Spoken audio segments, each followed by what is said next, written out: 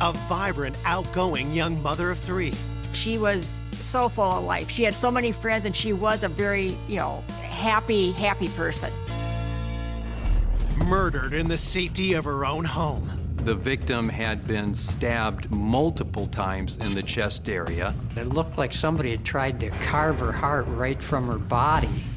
Investigators discover a history of troubled romances. He drank incessantly. It caused a lot of problems. He had repeatedly been trying to get more visitation with his son, and he was really upset about it. He was just furious that she was having a baby. However, as time progressed, the leads started drying up. Just when police think they might never catch the killer. The police were contacted by a young woman. And she said, hey, I've got this inkling in my stomach. Can you check out this person? New evidence leads to a culprit no one saw coming. When I walked out of that house, I said to myself, my God, he did this. His rage, his obsession just consumed him. How could someone commit such a horrific, violent attack and continue to live among us for another 8 years?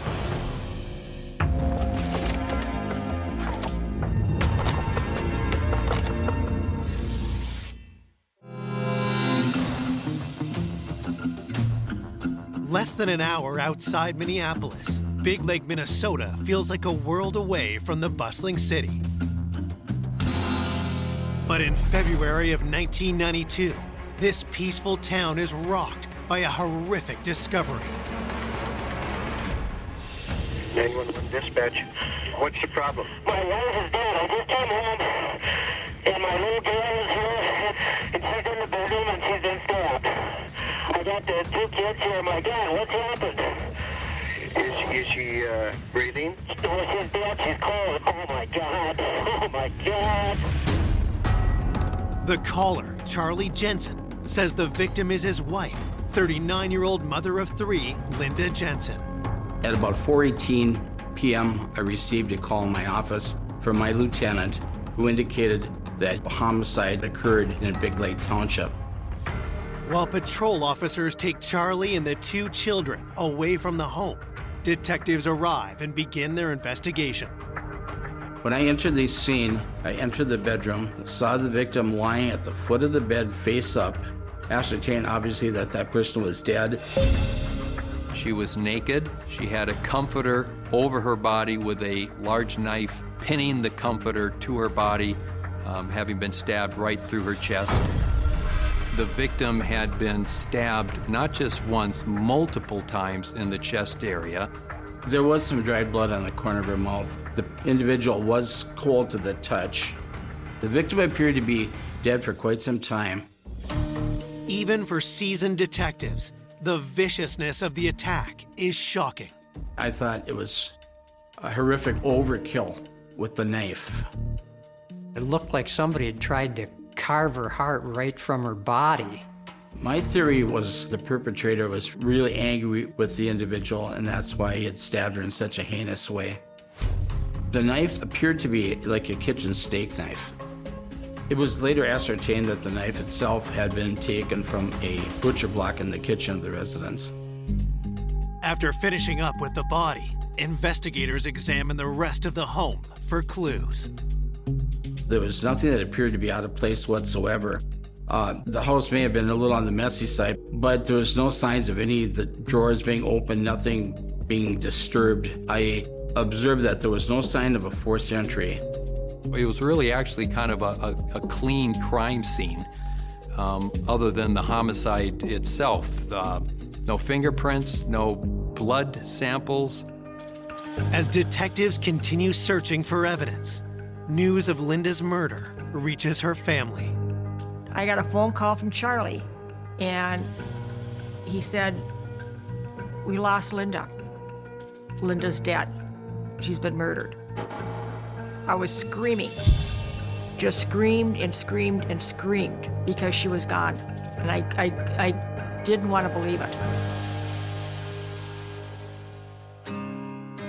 Born in a Minneapolis suburb in 1952, Linda had 3 siblings. Linda was my dark-haired sister, beautiful, beautiful sister. She was so full of life. Linda was the person that you find climbing a tree. She loved to swim. She just would go, go, go. Linda's boundless energy continued into her adult years. Linda loved to go speed skating. She loved to run and loved to jog and, do everything to keep herself in shape. In 1971, Linda married her childhood sweetheart, Charlie. My folks would rent a cabinette every year, and it happened to be Charlie's parents' cabin resort. And that's how Linda and Charlie met. Then when they first got married, Charlie and Linda were so much in love. Their first child, Andrew, was born in 1973. She was, so excited, to have a little boy. She was so happy. But the fairy tale marriage didn't last. They were married for 7 years. When she filed for divorce, it came, out that they were getting divorced. It was because of his drinking. 4 years later, while in a new relationship, Linda gave birth to her second son, Joey. But then, in 1990, Linda and Charlie reunited. Linda still loved Charlie, and Charlie still loved Linda. They remarried on April 4th, 1991, which would have been their 20th wedding anniversary. She was so happy. She was so content. And then she had Lisa on June 12th of 91. As Linda, Charlie, and the 3 children settled down in Big Lake, their future looked bright. She just loved it in Big Lake. They had a few acreages. She was so together with her life. She had so many friends, and she was a very happy, happy person. Now, Linda's loved ones are left asking who took her life so viciously and why. They were very devastated about what occurred to her, and so we wanted to solve this case as quickly as possible. They no longer have a mother or a spouse, and it was a very, very tragic case indeed.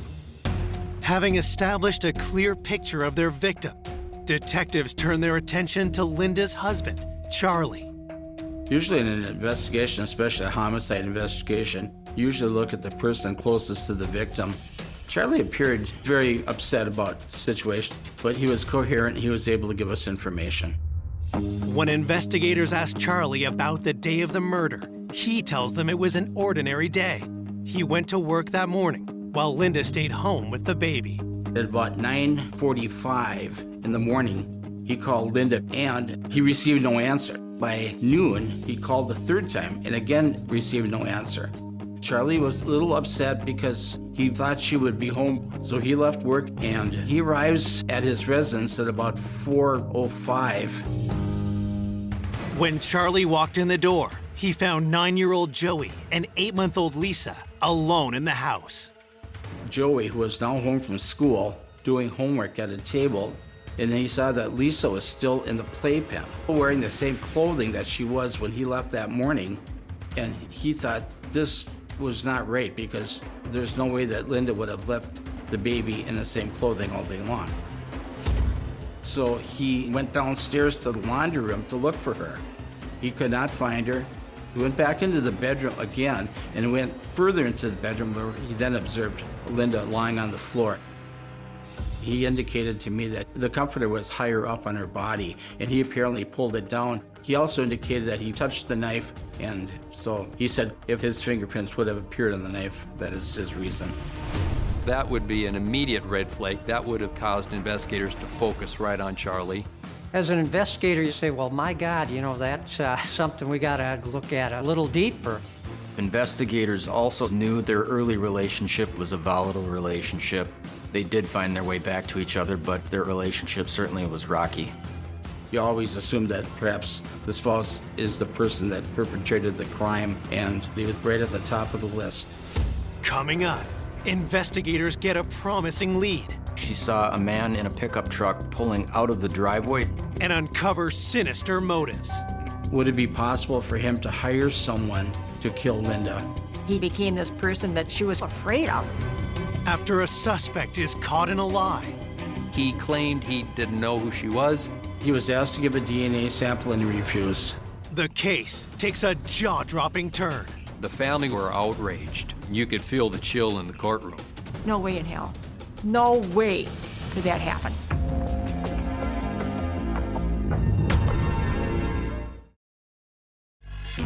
Police are investigating the brutal murder of 39-year-old mother of three, Linda Jensen. Their first suspect is Linda's husband, Charlie, who has just admitted his fingerprints are likely on the murder weapon. He indicated that he touched the knife. He never pulled it out, but he did touch the knife by the handle. Is Charlie trying to cover his tracks? Searching for a possible motive, detectives ask why he and Linda divorced 14 years ago. Charlie indicated that they had a good relationship. The only reason the marriage broke up was simply because of his drinking. Before Linda and Charlie got married, the first marriage, Charlie got sent to Vietnam. What he went through in Vietnam always stayed with him, and he got into heavy drinking because of that. He drank incessantly. It caused a lot of problems in the marriage. So eventually, by 1978, Linda sought a divorce. When Linda and Charlie remarried in 1991, Charlie had stopped drinking, but other demons remained. Charlie had, really kind of given up his partying, and he became more of an adult. But yet, what he went through in Vietnam always stayed with him. Had Charlie's old issues returned, this time with fatal consequences? Investigators get to work checking Charlie's alibi. Charlie indicated that he left the residence at about 6:15 a.m. to go to work. And he proceeded back to his residence at about 4:05 p.m. We retraced his steps, and we talked to a fellow coworker who verified the time that Charlie had arrived at work and the time that he left, and no time during that day did he ever leave. Before detectives let Charlie go, they take a sample of his DNA. At that time, we could do a little bit of DNA testing, but it hadn't reached the point where it could identify a suspect positively. So the investigative team was collecting DNA samples and then preserving it. Charlie was also asked to do a polygraph test, which he did. He passed the polygraph test and was eliminated as a suspect. Everything he said was down to the wire. He could not have been the perpetrator in this crime based on the timeline. While investigators search for their next suspect, news of the murder leaves Big Lake residents fearful. This crime was a shock to the community. It was a smaller community, and they didn't have many homicides. To think that somebody is still out there walking the street and you don't know who, what would be worse? Your house is supposed to be your safety, and to know that she was murdered in her house, that somebody decided to play God and take her life. Who could do that? 24 hours into the investigation, detectives receive their first tip. The investigative team got a call from a rural mail carrier who had claimed that she had been by the Jensen house on the day of the homicide. The mail carrier arrived at the house at around 11:30 that morning, and she said at the time she saw a man in a pickup truck pulling out of the driveway, and she said she got a pretty good description of the man. The postal worker described the truck as an older truck. I believe it was tan, two-tone tan, and it was occupied by a Caucasian male, late 30s, early 40s, kind of a scruffy guy with a beard. We had a sketch artist that was involved in trying to recreate the picture of that person that the mail carrier supposedly saw. The sheriff's office did release that sketch to the media, and it was widely publicized. While investigators wait for witnesses to identify the driver of the truck, officers are sent door to door around Linda's home. At this point, he had no leads whatsoever, so that was the first place we started looking at was the neighborhood itself. And I've had cases in the past that were solved by people that observed something. On this canvas in particular, we were looking to see if any of the neighbors had seen anything or seen a truck or anything suspicious that morning. When detectives hear that Linda's neighbors, the Jones family, may have seen the pickup truck, they immediately knock on their door. Kent Jones was a scout leader. We had 4 children. We're hoping that he could name the person that the mail carrier observed leaving the Jensen residence. And at the time, he told us he was at home and his wife was present, and he didn't know Linda Jensen. Deborah Jones confirms that she has seen the pickup truck around the neighborhood, but neither she nor her husband can identify the man seen driving the vehicle. We went through the entire neighborhood asking the same people basically the same questions, but no one really knew the guy in the truck. So we were really disappointed. Detectives decide to turn their attention toward the other men from Linda's love life. After Linda and Charlie divorced in 1978, Linda became involved with an individual by the name of Robert Beard. Linda had a child with him, Joey, and they were together for about 4 years before they separated.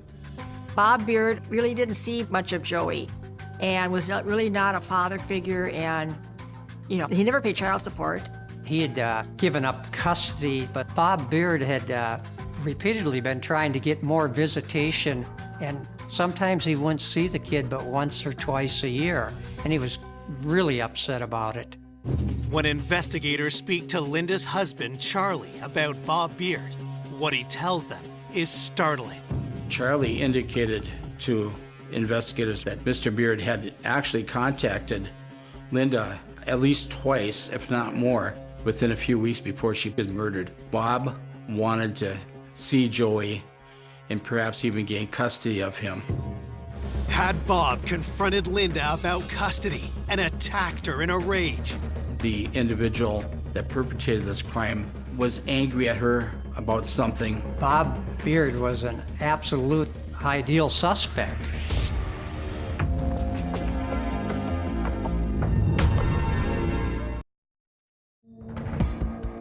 Detectives investigating the murder of Linda Jensen suspect she may have been killed by her ex, Bob Beard, in a battle over custody of their son, Joey. During the investigation, we learned that Linda had been with the guy, and he was kind of a bad actor. According to the family, Linda was concerned about Bob due to his anger issues and the fact that he was drinking and using drugs. Did Linda and Bob's dispute turn fatal? Detectives bring Bob in for an interview. I questioned him, when were you last in contact with Linda Jensen? And he indicated, God, it'd been a long time. So I confronted him with what Charlie had said, and he denied it. He said, no, I haven't been in contact with her. If he was giving false information, that would make him look very suspicious as a possible perpetrator. Investigators ask Bob where he was the day Linda was murdered. During the interview, he admitted that that day of Linda's homicide, that he'd been at home alone and had no alibi other than that. I was home alone, he said. Beard told investigators that he had no car and that he wouldn't be able to walk to her residence. After providing this information, he then lawyered up, indicated that he would not speak unless his lawyer was present, so that was very frustrating.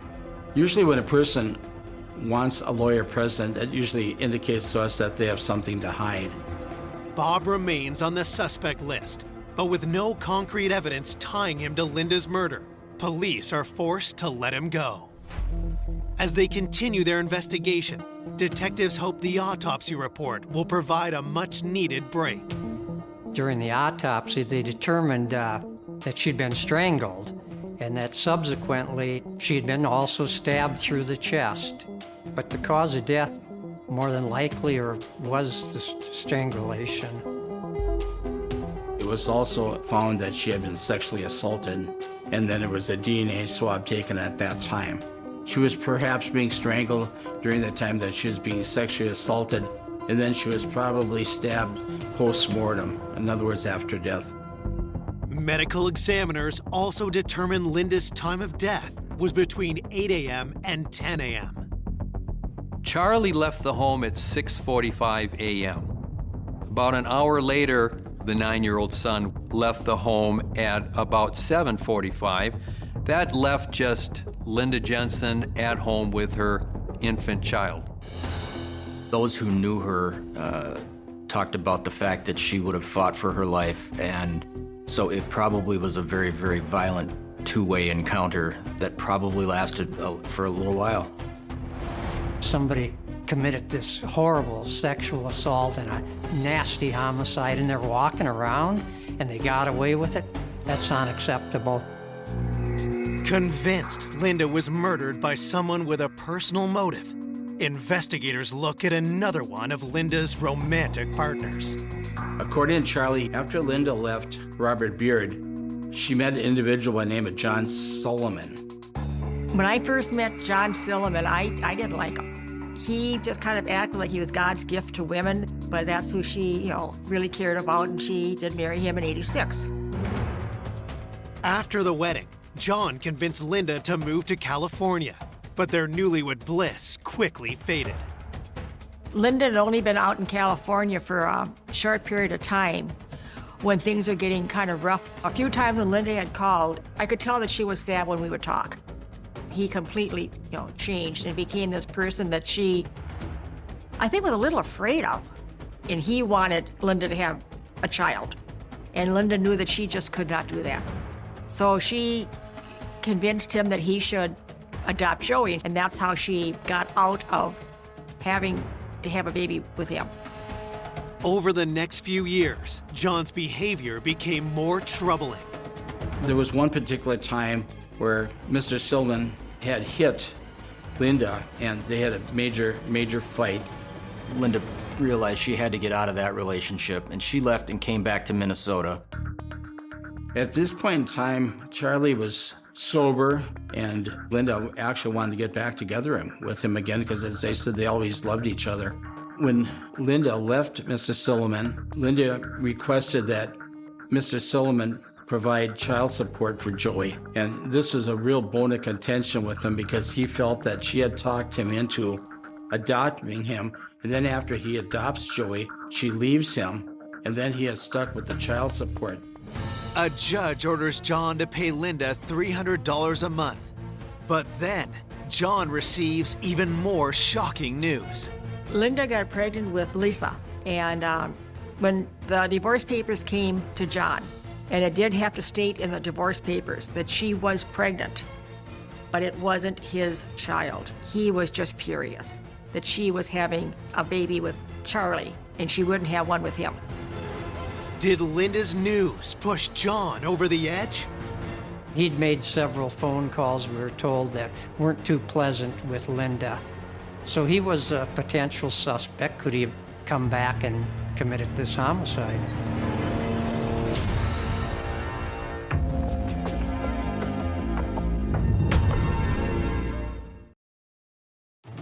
"4 days after the shocking murder of Linda Jensen, police have learned her abusive ex-husband, John Sullivan, was enraged over her child support demands and news of her pregnancy with another man. Did his resentment lead him to kill? Police fly to California to interview him. When I interviewed him regarding the abuse, he indicated it was a two-way street, that they both abused each other. They fought all the time. They fought over money. They fought over Joey to a certain degree, and they just did not get along at all. John had motive to want Linda dead, but investigators need to know if he had the opportunity. During the time of the murder, John would have been working at the elementary school in King City, California. And according to the people we spoke with at the school, he never left the school that entire day. You know, when you're looking at an alibi on any potential suspect, nothing's black and white with it, but the Sullivan alibi, it was airtight. Even though John's alibi checks out, investigators still believe he could be involved in Linda's murder. There's a sense that hits you about someone's demeanor, and it might be a look in their eye. After visiting with him, the question came up, would it be possible for him to hire someone to come up and kill Linda? He would still have an alibi being at school, but someone else could have done the crime. Detectives scoured John's finances, looking for any evidence he paid for a hit. But upon reviewing all of his bank records, we could not find anything that would have revealed that he had done such a thing. With John eliminated from the investigation, detectives are back to the drawing board. Desperate for leads, they make a public appeal for information. We set up a tip line at the Sheriff's Department, and we received in excess of approximately 1,000 calls. And I think at that point, officers were hoping for just something, anything, that they could use to get them back on track. And maybe somebody looked suspicious, said something suspicious. Every tip that came in was followed up on as best we could, because you never know when the correct tip is going to be the one that solves the crime. However, as time progressed, the leads started drying up. The family was quite upset. They wanted it solved. We also wanted it solved, but it was very, very difficult to do when you have no further leads coming in. With no new suspects on their radar, by May 1992, the case grinds to a halt. It's very difficult when you have a case that goes cold. There's a lot of sacrifice on behalf of the officers involved doing the investigation. They're away from their homes, their families. It can affect you quite drastically. What could I have missed? And it's just troubling. You don't sleep, you don't rest. I would call the sheriff's department many times a week. I never stopped.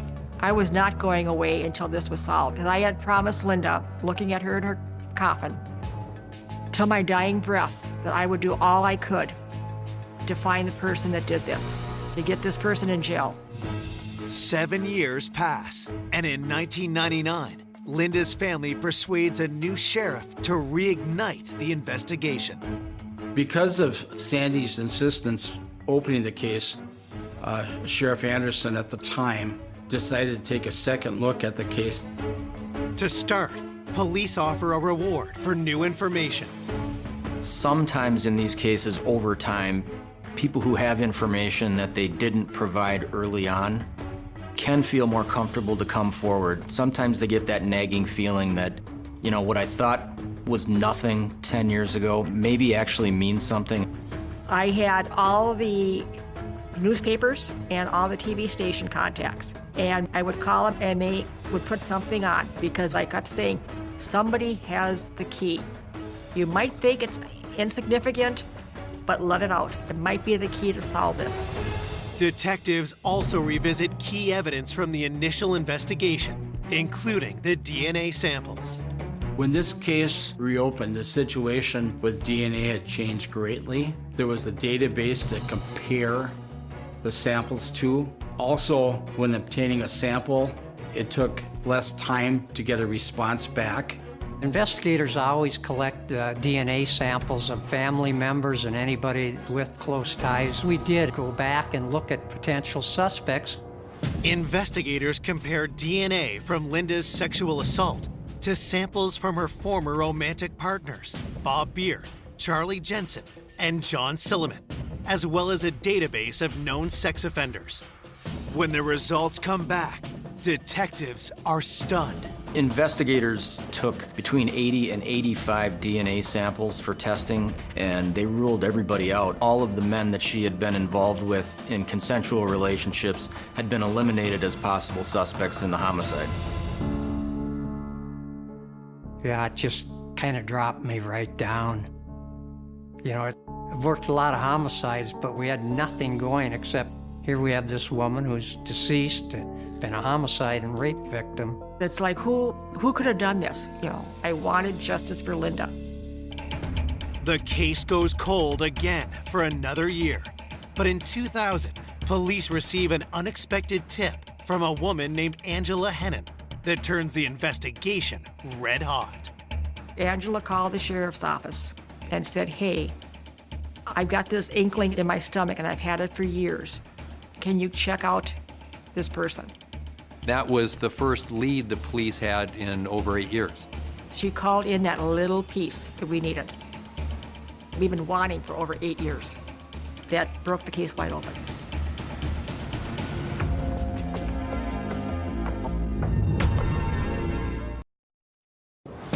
Police investigating the 1992 cold case homicide of Linda Jensen have just received their first tip in 8 years. Detectives are stunned when caller Angela Hennon points them to someone familiar. Angela identified herself as a prior acquaintance of Kent Jones. Kent Jones was the local Boy Scout leader in the community. Angela Hennon had had an affair with Kent Jones right after the Linda Jensen homicide.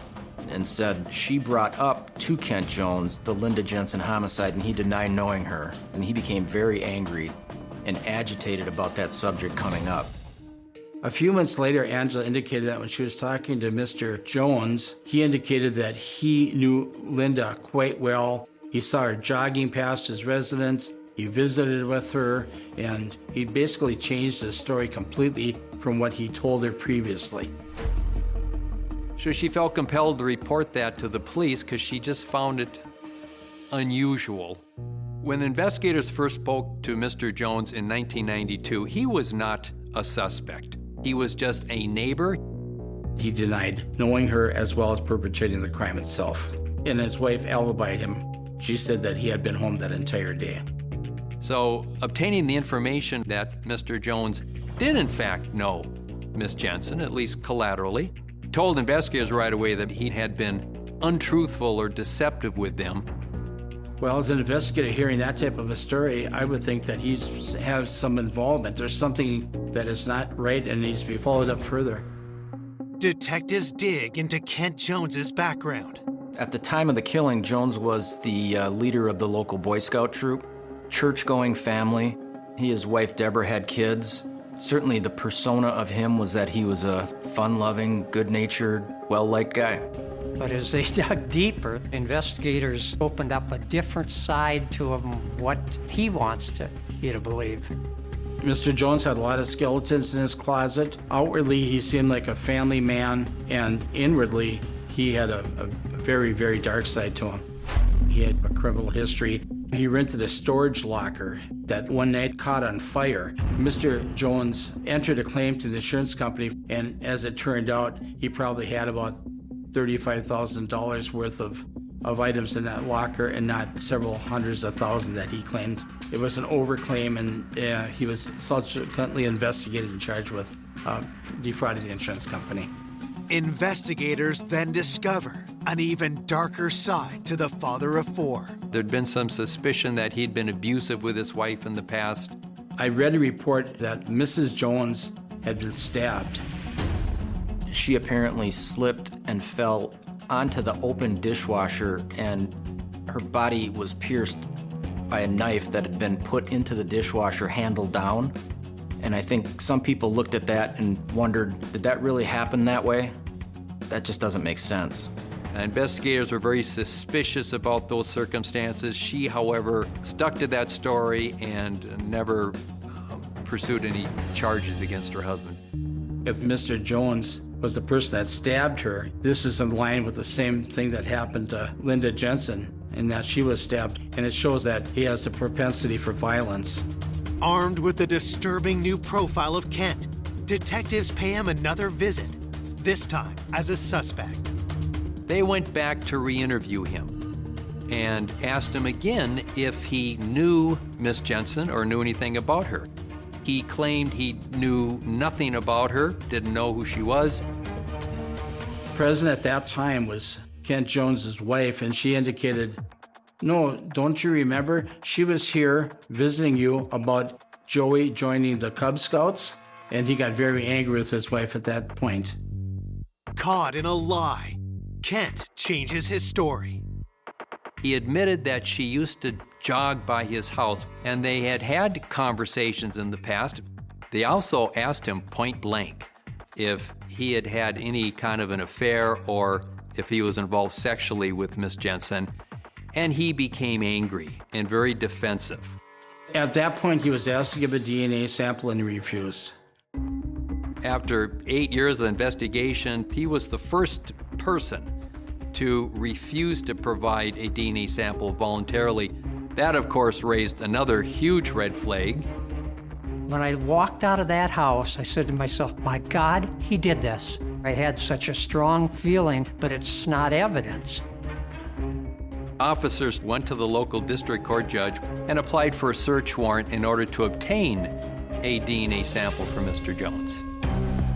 With their warrant in hand, investigators collect Kent Jones's DNA to compare to evidence from the crime scene. Mr. Jones's sample of DNA was sent to the crime lab, and within a short period of time, we got the results back and the DNA matched. It was a match on almost every level. There was no question that the DNA at the crime scene came from Mr. Jones. Thank God they got him. I knew this son of a bitch did it. So I wanted him gone. Sheriff Anderson called and he said that, I want you to get everybody together. We are making the arrest after you're all here. When they said the name, we had no idea who this guy was. In those 8 years, I never thought I'd be a neighbor. On July 25th, 2000, Kent Jones is arrested and charged with the first-degree murder of Linda Jensen. Despite the DNA match, Kent insists he's innocent. You're going through scenarios with him to determine what he reacts to or bites on. And if we can get that confession, and none of those scenarios worked with him. But the DNA was the connection that allowed the case to go to the grand jury to indict Mr. Jones for the murder. On May 31st, 2001, Kent Jones goes on trial. Mr. Jones was indicted on 3 different charges. It was first-degree murder, it was second-degree intentional murder, and count 3 was criminal sexual conduct in the first degree.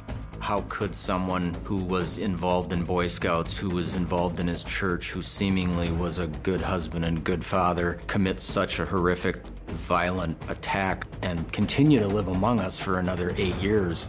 But people looked at the fact that there was a DNA match. They looked at the other evidence presented at the trial, and people thought, this guy really did it.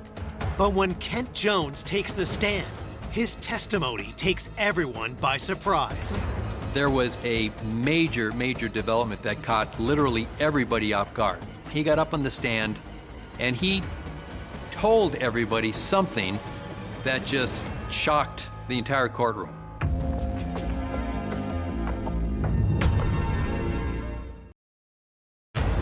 "9 years after Linda Jensen was raped and killed, neighbor Kent Jones is on trial for first-degree murder.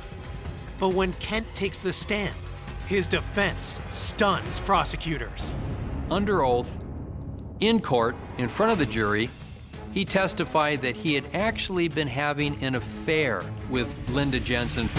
Mr. Jones's defense was that he was having consensual sex with Linda, and that's why they found the DNA when they did the autopsy on Linda. The family were outraged. You could feel the chill in the courtroom. No way in hell. No way could that happen. He murdered my sister, and he's trying to murder her reputation. And how dare he? And I had to tell the family, I am sorry, but this is Mr. Jones' day in court. The jury can disbelieve it if they want. That's up to them. But there's no way legally I could prevent him from presenting his defense. Each time he changed his story from, I don't know her, to, oh yeah, I knew her because she jogged by my house, to, wait, we did meet once to talk about Boy Scouts, to, we had a consensual affair. It wasn't laughable, it was just sad. The decision rests with the jury. On December 8th, 2001, they return their verdict. They find Kent Jones guilty on all 3 charges, and he is later sentenced to life in prison. I think after all of that, there was a great sense of relief from the family that, you know what, we don't believe this. Thank God the jury didn't believe it either, and this guy is actually going to get what we've been looking for now for years. After he was sentenced and he was taken out of the courtroom, the jurors came up and were giving us hugs. And you know, I'm thinking it's got to be over. But less than 3 years later, Linda's family is dealt a sickening blow. After Mr. Jones's conviction, he did file an appeal that went directly to the Minnesota Supreme Court. Mr. Jones and his attorneys wanted to present evidence of an alternative perpetrator, and the Supreme Court agreed with the defense, overturned the conviction, and resulted in us having to retry the case a second time. From the time he was arrested, it was like 5-6 years that we've been going through court hearings. How much more does the justice system want this family to go through? Once the Supreme Court's ruling came out, people started to question whether Jones was going to be released? Were they going to now have barriers at a second trial that might lead to a not guilty verdict? In November 2006, Kent Jones stands trial again. On the second trial, out of the blue, he decided he would name Charlie Jensen as the alternative suspect. He still claimed he was having an affair, but this time he testified that he had intercourse with Miss Jensen the morning of the murder. Kent Jones claims that when Charlie arrived home and discovered the affair, he murdered Linda. Everyone knew Mr. Jensen had an absolute ironclad alibi, confirmed and reconfirmed, and I thought Mr. Jensen was going to get up and start making a scene and yell or something, because I could see that look in his face. I could see it boiling up. And to his credit, he held his composure. His lies just kept going farther and farther and farther into left field. And my fear was that it was going to drag on through the court system over and over and over. The prosecution presents their theory of what really happened that day. I believe in his mind, Linda was his fantasy girl. He saw her running on occasion past his house. She had spoken with him about Joey joining the Cub Scouts. This was a crime of obsession. He knew she was home alone with just an infant. For whatever reason, decided to act on his impulse that had probably been building up for months and months. I believe Mr. Jones went over there to visit with her, talk to her, try to induce her into perhaps having sex with him. He probably got rejected, he got furious, and this was his moment, and he took it out on her. I think his rage, his obsession just consumed him. Forced sex on her, strangled her, and eventually killed her. After strangling Linda, Kent stabbed her several times, pinning the comforter to her chest. These are crimes that are committed by people that just lose control of any rational thought, and that's consistent with the horrible injuries that Linda suffered. For the second time in 4 years, a jury convicts Kent Jones of murdering Linda Jensen, and he's again sentenced to life in prison. I was really happy for the Jensen family in particular, especially having to go through a second trial like they did. I could finally take a deep breath and have this heavy iron coat that I didn't know I was carrying, have that fall off of me, that it's over, it's done. Though justice is served, Linda's loved ones have never gotten over her loss. He's not eligible for release until 2030, and I will be there. I will do anything I can to keep this man in jail forever. He should not be able to enjoy life because he did not allow Linda to enjoy life. There's times that I still want to call her. I miss her every day. I don't have a sister on this earth. And I can still close my eyes and just hear that laugh of hers. That beautiful, carefree laugh and just loving life. Linda loved life. A devoted couple building the perfect family. They were both very committed to adopting children that had a difficult past. Everybody in the family loved her. Murdered in a night of unspeakable horror. She saw a man with what appeared to be an axe. Her skull was split with a maul. Who could have wanted Bob and Kay Swartz dead? This person had threatened to kill them. We couldn't rule out anyone. We just didn't know. And what detectives uncover has everyone blindsided. I didn't have a single suspicion. I would have never thought. The relatives were in disbelief. The expected killer hadn't done it. The unexpected killer had done it. Nobody in a million years would have expected them to commit one of the most heinous crimes in the history of Annapolis.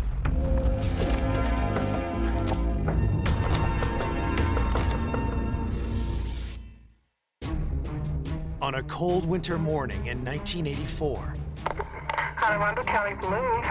Police in Cape St. Clair, Maryland, receive an eerie call. Okay,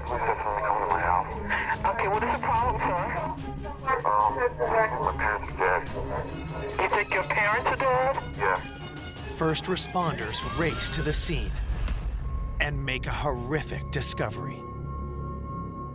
When I arrived, there were uniformed officers that were protecting the crime scene who told me we had a 17-year-old and a 9-year-old who just learned that their parents, Bob and Kay Schwartz, were killed.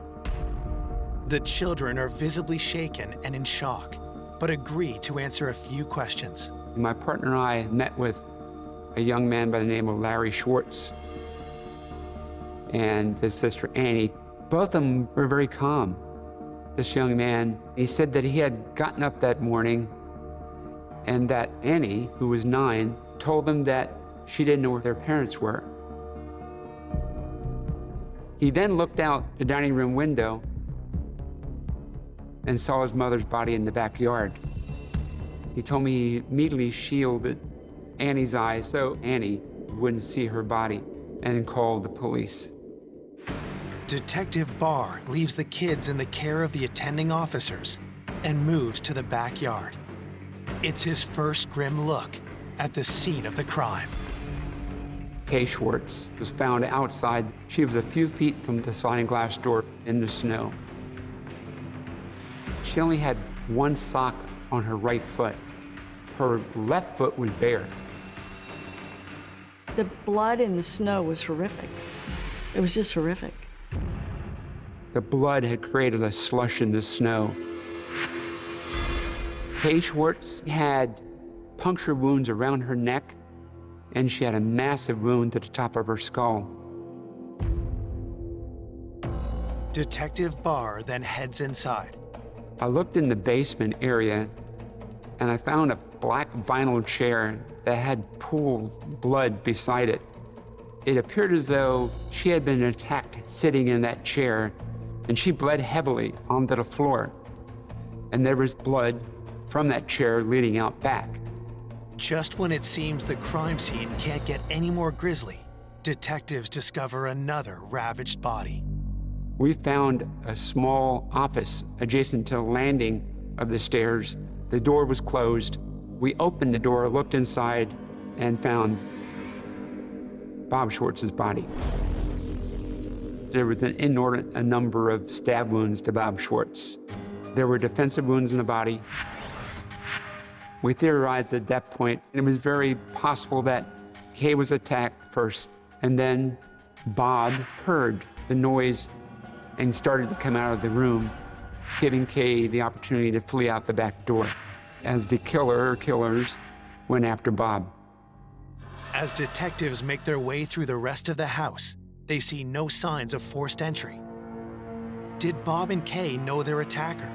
Or did an intruder sneak in through an unlocked door? As I viewed this crime scene, the enormity was off the chart. There was blood found everywhere. It was extraordinarily gruesome. Investigators collect blood evidence, but there's no sign of a knife or any kind of murder weapon. Then, toward the back of the house, they spot a critical clue. We found a bloody palm print on the sliding glass door near Kay's body. We wanted to figure out who it actually belonged to. Bob obviously never left the computer room. He died where he was attacked. And Kay's body was outside, and neither one of her hands had blood on the palms. That palm print probably belonged to the killer. While concerned neighbors whisk Larry and Annie away, detectives get a chance to talk to some of Bob and Kay's grieving friends who have gathered at the house. When I found out that Bob and Kay had been murdered, I said, "What? You're numb. You don't know what happened." And I just couldn't believe that Bob and Kay were gone.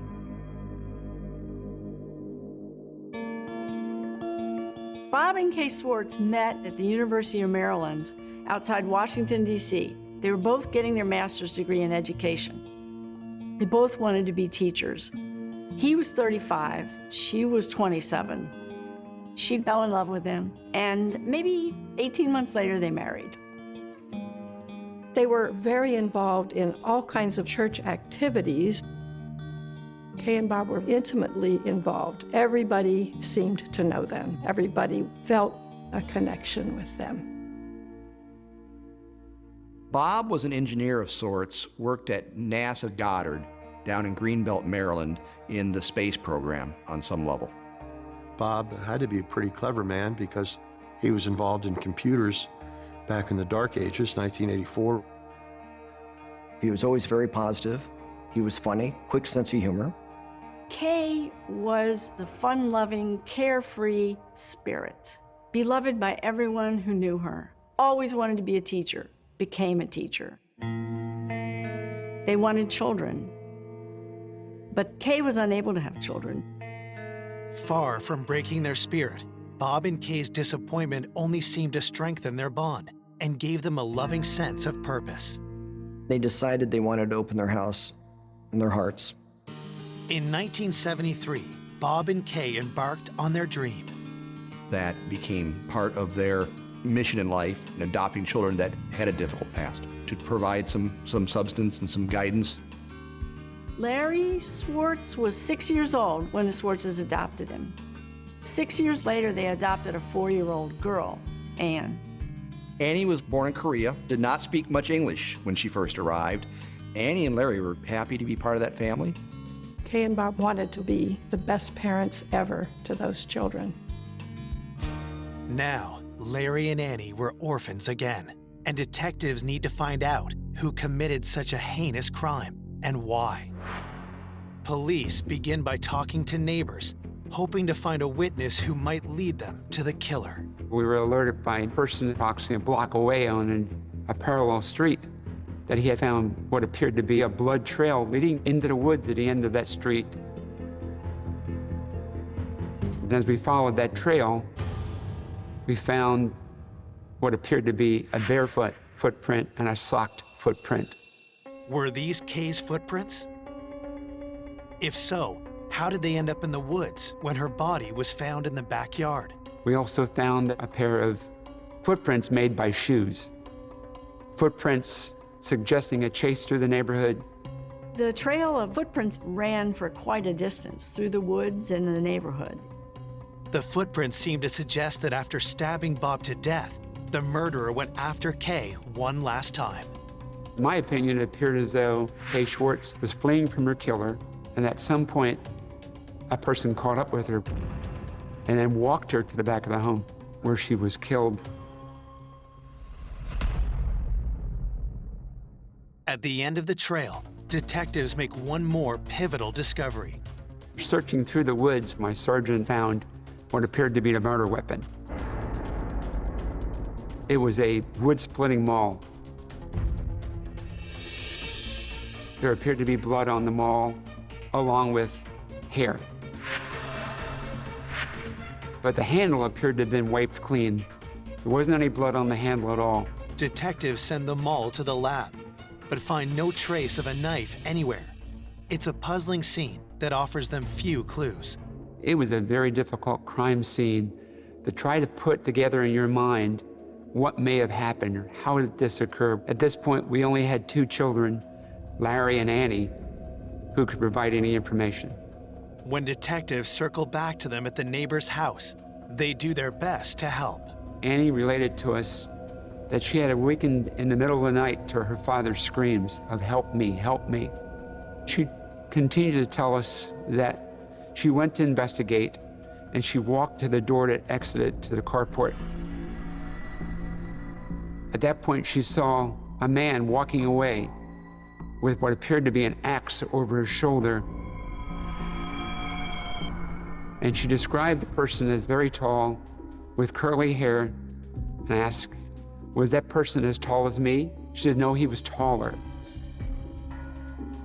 Detectives speak to Larry next, but suddenly the 17-year-old seems nervous. Does he know something about the man Annie saw in the yard? When we pressed Larry, he said that Michael was 6'4". Detectives stop cold. Who is Michael?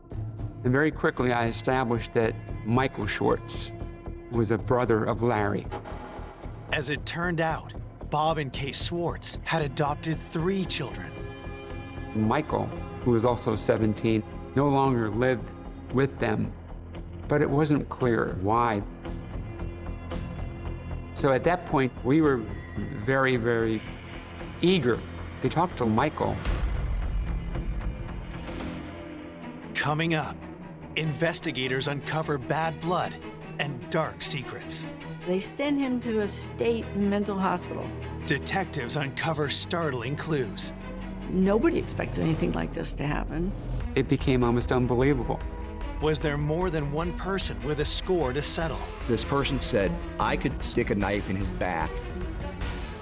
We didn't know what we were dealing with.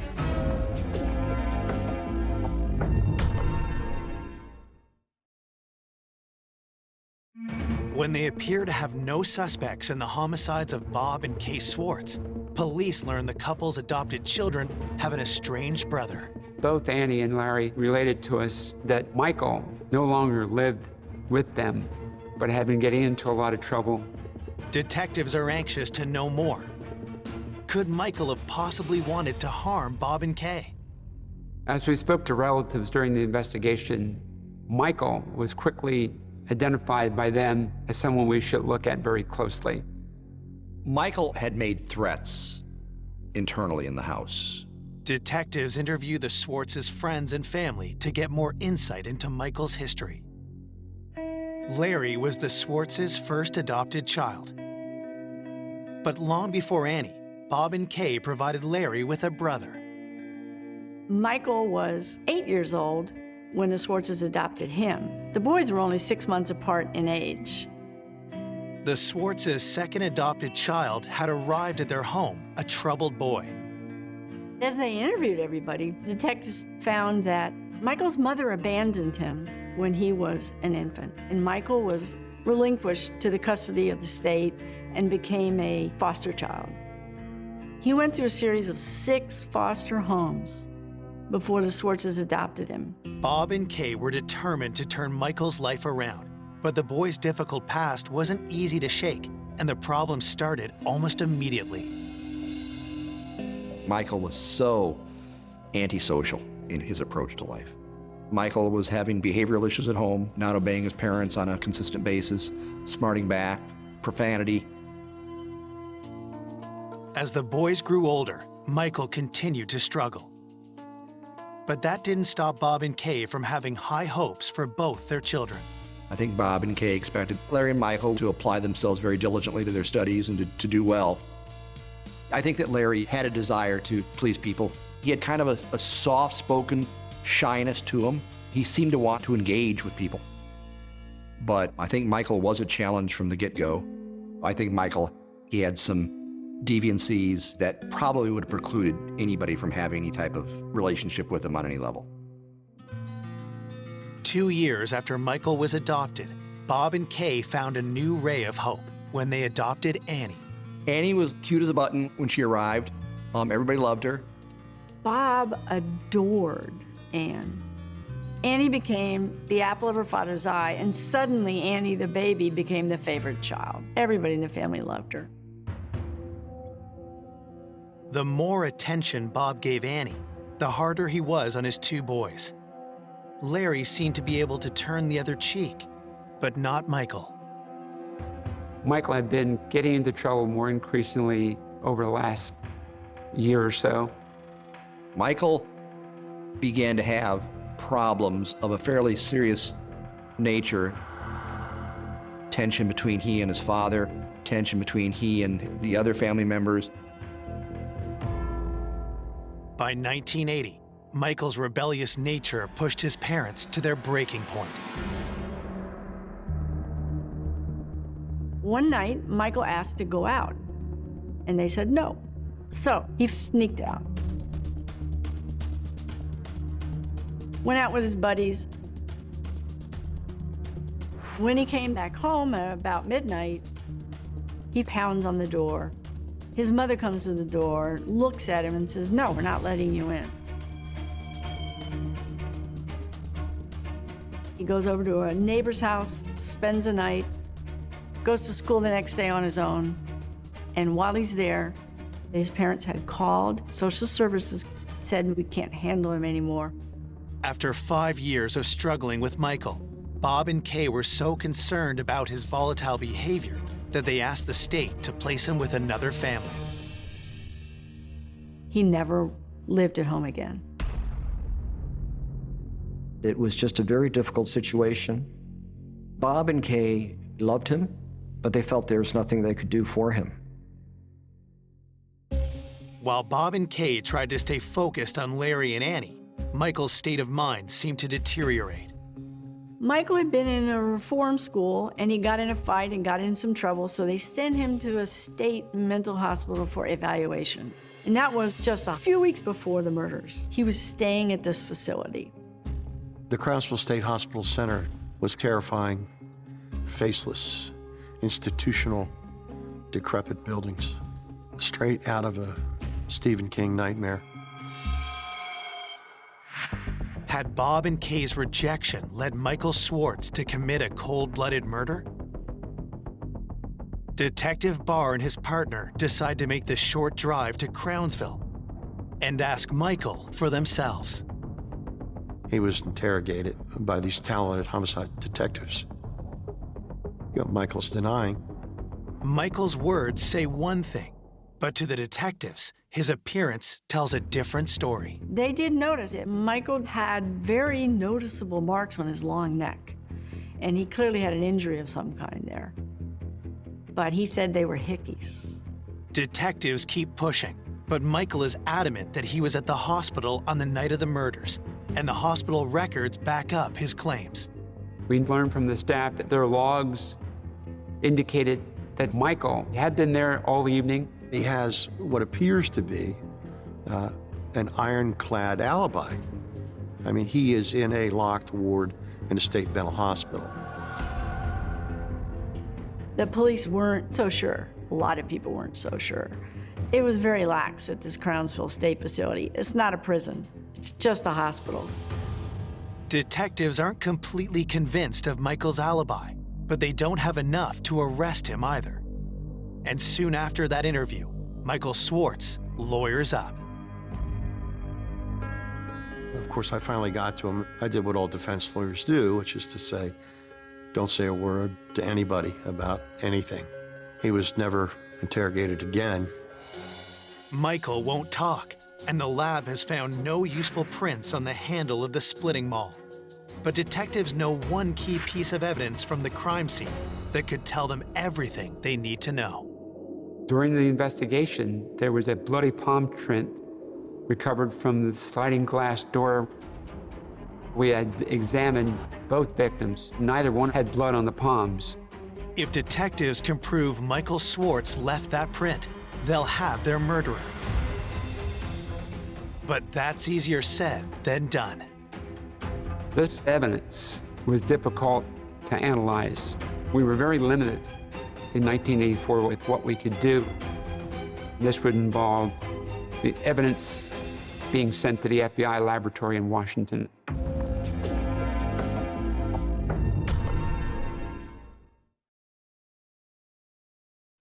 Detectives investigating the savage double murder of Bob and Kay Schwartz are hoping one of their most promising pieces of evidence will help them catch the killer. A bloody palm print was lifted and sent to the FBI laboratory for analysis. We knew that it would probably take a long time to get those results. While the feds in Washington do their careful work, the shocking news of the murder spreads. There was a tremendous uproar in the community about this murder. A couple were murdered in their own home. A crazed killer chasing a woman through the neighborhood. There was a lot of pressure to solve the case. That pressure only mounts when detectives receive the coroner's report. It's a grim account of a seemingly psychotic attack. The wounds to Mr. Schwartz numbered 17 in total, and in fact were lethal. Both his right and left carotid were severed during the attack. On Kay Schwartz, the autopsy showed that she was stabbed 7 times around her neck area, but they were very light wounds, tentative, and then her skull was split with a maul. Detectives still haven't been able to locate the knife used in the attack, But the coroner's report does appear to confirm that they're on the right track. According to the medical examiner, we had the right theory about how this may have occurred. Kay was stabbed in the basement, got up to flee. The killer would have chased Kay Schwartz as she ran from the neighborhood and into the woods, then back to the house where she was killed. Is it possible Michael Schwartz eluded security at the Crownsville Mental Hospital and committed this crime? If so, detectives need to understand why. I think it's fair to say there was tension in the house. Bob had a bit of a shorter fuse than Kay and had a little bit less willingness to be tolerant of some of the children's shortcomings. Neighbors tell detectives a story they remember from a few years before, when Michael was still living with the Schwartzes. Michael got in trouble for some sin, fighting on a school bus, something like that. And his father decided physical labor was what he needed. So he gave him this heavy wood splitting maul and said, take this stump out of the front yard, the dead tree stump. It was massive, a massive thing. There was no way Michael could get it. But he just swung it again and again and again. Neighbors told us that Michael chopped at that tree every evening for up to 3 hours. And approaching a month later, the stump was still there. This boy had blisters on his hands. Michael was seething and getting more and more angry. Everybody said Michael had threatened to kill his parents. Could the maul that was used to teach Michael Schwartz a lesson have been the same one that ended Kay's life? Michael told his mother, Kay, that I could walk up to Bob and stick a knife in his back, kill him, and no results would befall me because I'm a juvenile.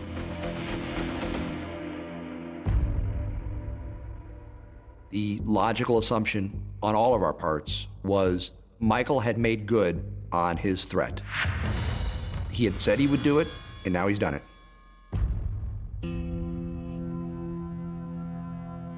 Four days after they were found brutally murdered, Bob and Kay are laid to rest. The funeral, I had replays of having moments with them. I always admired them. Like, why would somebody kill them?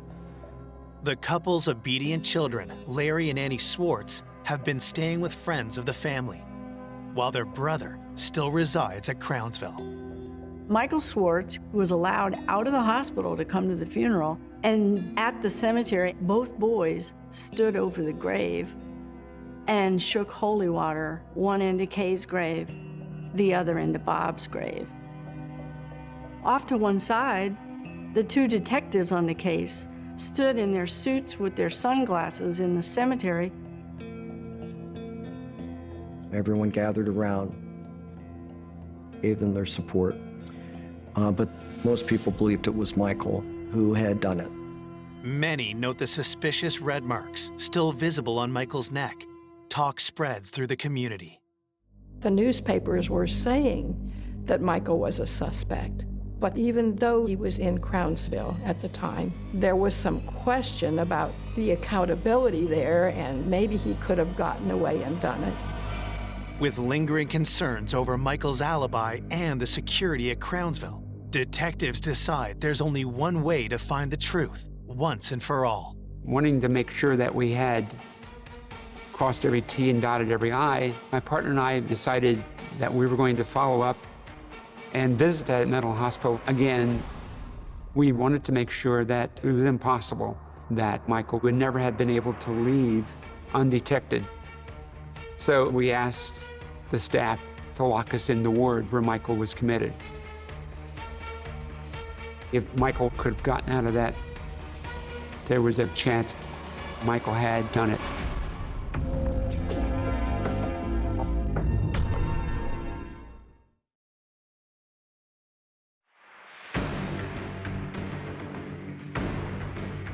Detectives are about to put Michael Schwartz's alibi to the test by locking themselves in the room where he stayed at the Crownsville Mental Hospital. If he had killed his parents, Michael would have had to leave undetected return and get back in without someone discovering that. And we went through every door and every window, and there was no possible way we could have gotten out of that without help. So it was very convincing to us that Michael was not at the scene of the murder. Michael's been eliminated as a suspect. It's good news for Michael, but a setback for detectives. The young man was their strongest lead. Undaunted, investigators reach out to the public, hoping to cast a much wider net. As we conducted our investigation, we methodically went through a list of possible persons that may have intended harm to the Schwartzes. We started a hotline for people to call in tips, and we got phone calls from various neighbors and acquaintances. One of the many calls that come in immediately piques the detectives' interest. Persons we interviewed told us that Bob steadfastly picketed an abortion clinic in Annapolis for 4 years, never missed a Saturday. And he would approach women entering the abortion clinic and attempt to change their mind about what they were going to do. He would intensely try to dissuade women from coming into the clinic. He would get up in their faces. Detectives confirm that a few of those women filed police reports against Bob, so they begin interviewing every complainant and witness connected with those reports. The police were called on several occasions by the clinic. Bob was never arrested, but he caused the abortion clinic a lot of grief. Could the killer be someone Bob confronted, or someone with a grudge against Kay? Kay was a school teacher at Broadneck High School. In her classroom, she was known for laissez-faire, not a strict disciplinarian. According to witnesses, Kay was well liked in school. She was an easygoing teacher. Detectives pursue every credible tip that comes in. Our investigation revealed that there was no evidence that anyone would have a vendetta against her. In fact, there was no motive that we could establish where anyone would have been that angry or vengeful to want to kill either of them.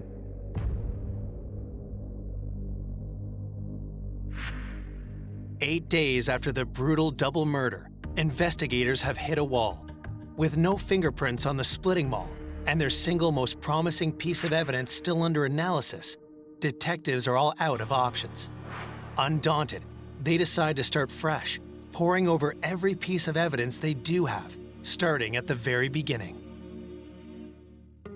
Colorado County Police. Okay, what is the problem, sir? My parents are dead. You think your parents are dead? Yes. This time, investigators hone in on something they didn't notice before. When I listened to the 911 call, Larry Schwartz said, "My parents are dead." My parents are dead. However, he told the first police officer on the scene that he hadn't gone downstairs. His father was in the basement. At that point, he was only known that his mother was dead, not his father. So there's an inconsistency there. It didn't make sense. The discovery leads Detective Barr to take a harder look at Larry's version of events, and he finds several contradictions. For example, Larry telling us that he saw his mother's body from the window, yet I looked out the dining room window and couldn't see her body. I thought perhaps he was confused and meant to say the kitchen window, which turned out to be even worse. I climbed on the kitchen counter and looked out the window and still couldn't see her body.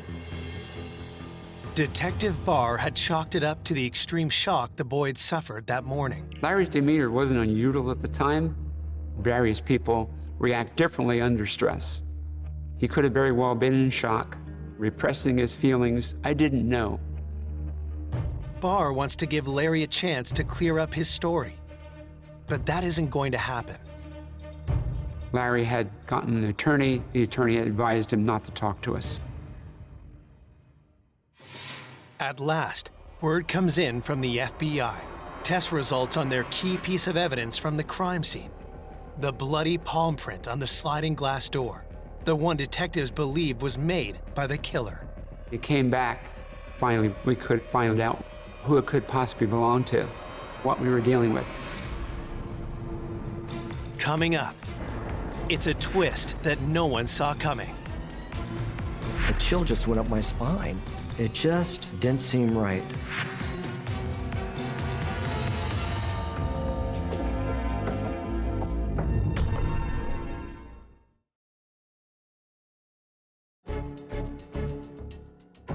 Detectives working to catch Bob and Kay Schwartz's killer finally had the results of their key piece of crime scene evidence from the FBI's forensic lab in Washington, D.C. I was notified by the FBI laboratory that they had positively identified the bloody palm print recovered from the sliding glass door. The results confirm what detectives believed months earlier. The palm print belongs to one of Bob and Kay's own children, but not the child they suspected. It came back belonging to Larry Schwartz.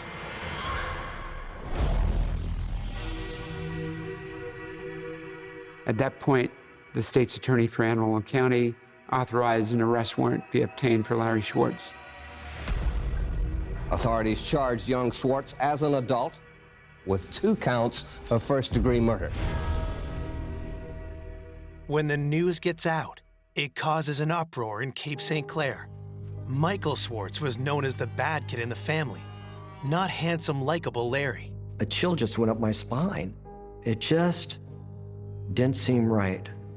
I didn't have a single suspicion. It was very difficult to accept that Larry had that type of violence within him. Larry was seen as this model, mild-mannered son. Nobody in a million years would have expected him to commit one of the most heinous crimes in the history of Annapolis.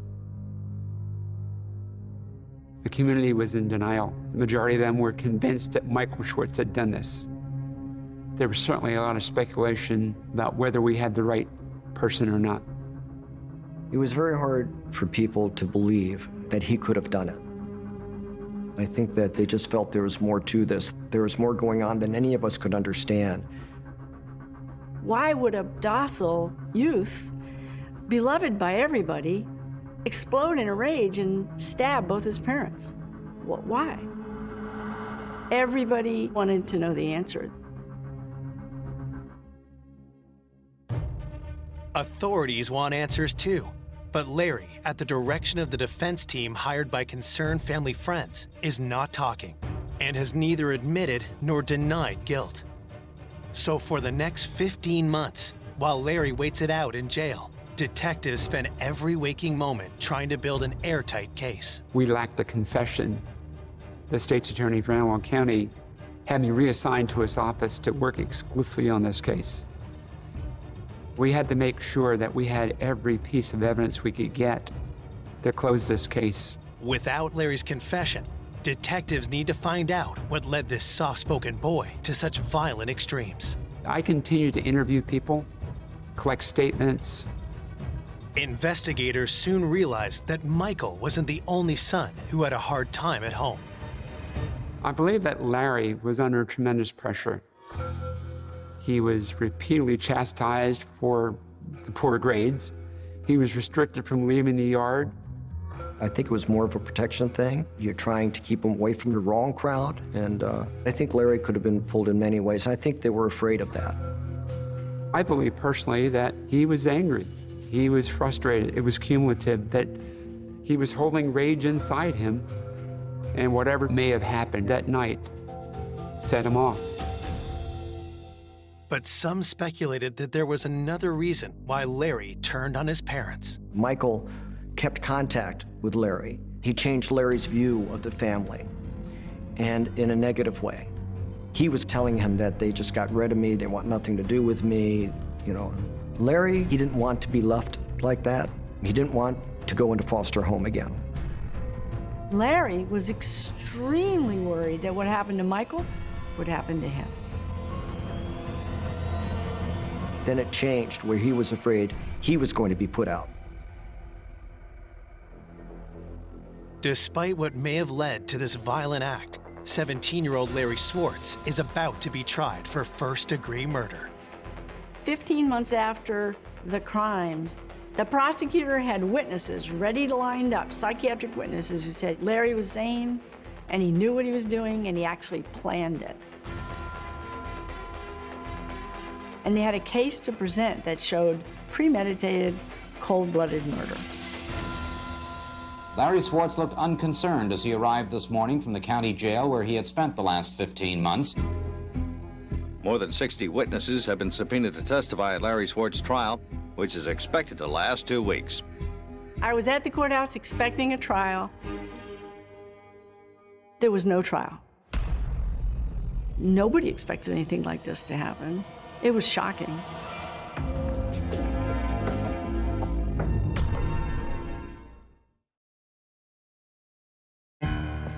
After detectives and prosecutors have labored more than a year preparing their case against Larry Swartz for the murder of his parents, a last-minute maneuver by Swartz's legal team has brought everything to an unexpected, screeching halt. The trial is called off. Larry had confessed to his attorneys. He broke down. He broke down sobbing and heaving, and he said he did it, he was guilty, and he just killed them. Finally, authorities have their confession, leaving behind any doubt of Larry's guilt. Ultimately, the expected killer hadn't done it. The unexpected killer had done it. Now, the state's attorney's office has to decide what punishment could possibly fit this crime. The state agreed to a plea of second-degree murder. The prosecutor recommended a 20-year sentence with all but 12 suspended. The judge agreed to make it concurrent as opposed to consecutive. I've never seen a case that lenient. The state's attorney wanted me to take Larry to the confinement facility. He knew that if I took Larry, there was a potential for Larry to tell me why he did this and how did it really occur. And I sat down with him and asked him to tell us, Larry, why did you do it? He didn't answer me. And I pressed him again, and he said, I just lost it. He said that he had come home from school that day, and later in the evening, his mother had asked him how he had done on his tests. And he knew that he had failed Spanish, and she had been writing him about not doing well in school. And she made a caustic remark about his grades, having you probably failed them, meaning the tests.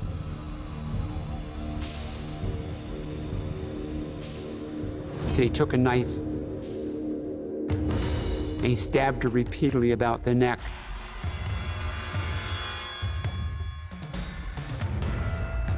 And then Bob was alerted to the activity, the noise, and he attacked Bob.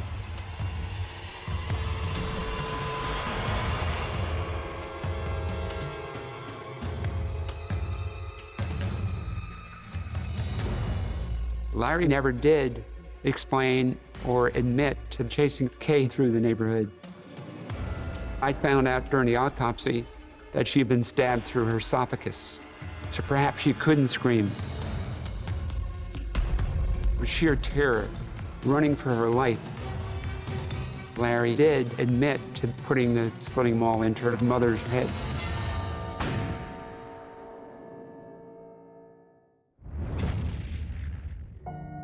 After committing such a violent act, Larry knew there was only one way to cast off suspicion. Armando County Police. We came to the realization that throughout the interview with Larry, he was trying to steer our investigation. He force-fed us information about Michael. The whole time that his brother Michael was a suspect in the killings, Larry played the victim card. When we were here for the funeral, Larry wanted to hang out with us, essentially, which we were perfectly prepared to do, not believing for a minute that he was involved. We viewed him as a victim, a kid who didn't have any parents at this point in time. It's, to this day, hard to fathom. Though Larry's adoptive brother, Michael, had been exonerated, he nonetheless met with a tragic end. When it turned out that he didn't commit the murders, he had nowhere to go. His parents are dead. His brother's in prison. His sister's been adopted by another family, and he has no one in the world. He starts doing drugs, and while he's taking drugs, he and his buddies go rob a man, and in the course of robbing the man, they stabbed him to death. Michael is sentenced to prison for life. None of the leniency his brother got. Life. He's now in his 50s, still in prison in the state of Maryland, 35 years later. This just had to be one of the worst lose-lose destructive situations that society can see happen.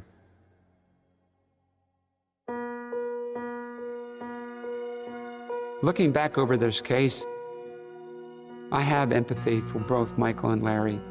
I know that they struggled, yet the parents still tried to do the right thing.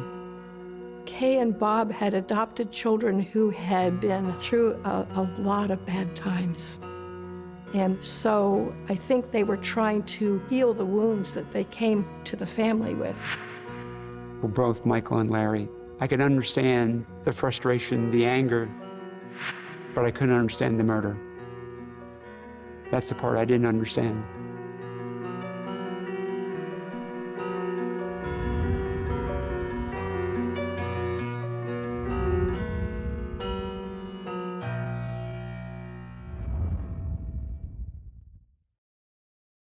For more information on an unexpected killer, go to 𝐔𝐲𝐞𝐿.com.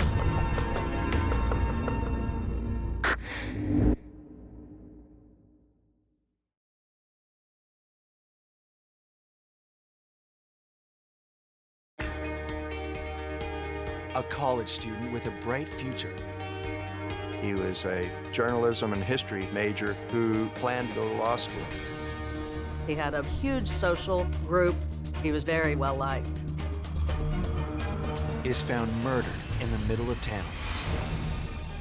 The wound was so deep, the blade of the knife nicked the spine.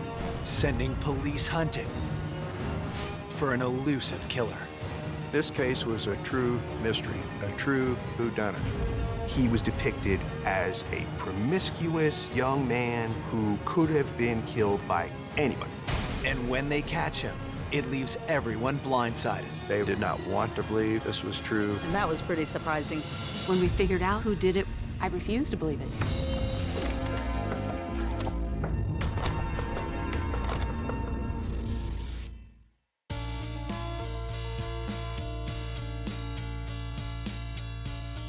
Columbia, Missouri is best known as the home of the University of Missouri. I think many people would consider us a college town. This is a city, small city with 30,000 students, coming in. For the Columbia Police Department, a neighborhood of rowdy kids is usually as bad as it gets. Mainly a lot of college-related crimes, such as the parties and alcohol offenses.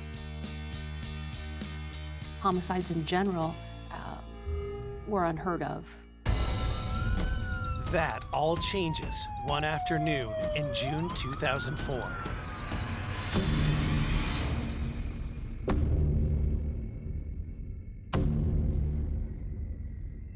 I received a call that someone had found a body in the East Campus area, and because I'm the East District Commander, I headed towards the scene.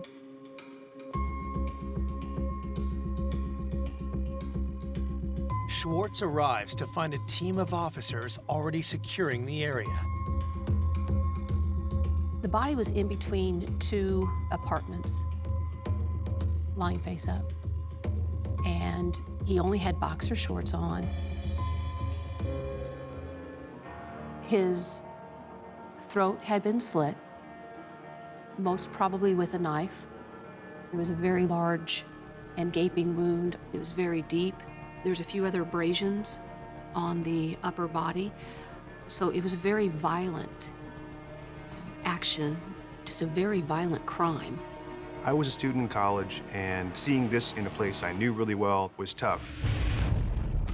The forensics team processes the scene while police search the area carefully, but they can't locate a murder weapon or ID on the body.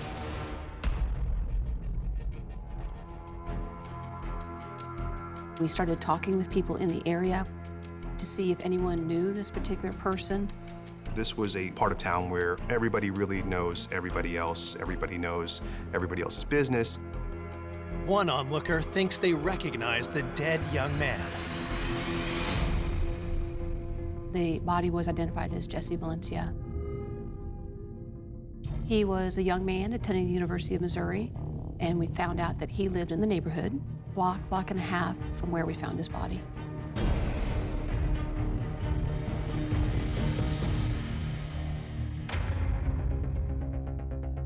The 23-year-old lived alone in an apartment just off campus. Police need to know if that's where the crime got its start. We opened it up and started to look for any initial type evidence, trying to figure out who could have done this and for what reason. The forensic team does a thorough sweep of the apartment, bagging Jesse's cell phone, cigarettes, and other items, while police canvass neighbors to see if they noticed anything suspicious the night before. His neighbor admitted coming home drunk about 3 in the morning and going to bed. He was awakened by yelling that was going on next door. This neighbor actually pounded on the door and then went back to sleep. The neighbor recalls that the shouting was late, almost 4 o'clock in the morning. Police are curious who was in the apartment with Jesse and what could they have been arguing about. That obviously started to help us narrow down the time frame of when this may have occurred, but that's all we had to work with at that point. There were no real clues as to who had murdered this young man.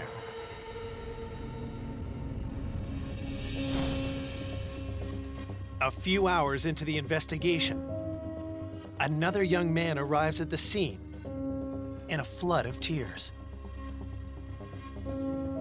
This guy named Jack Berry told investigators he was Jesse's former boyfriend who just lived a few blocks away. A friend had called Jack Berry saying that Jesse was dead. If he had a relationship with Jesse Valencia, he was definitely a person the detectives wanted to talk to. Jack agrees to come down to the station for routine questioning. But first, he helps detectives track down Jesse's family in Kentucky. They called me on the phone, and a detective told me that Jesse had been killed, and I pretty much just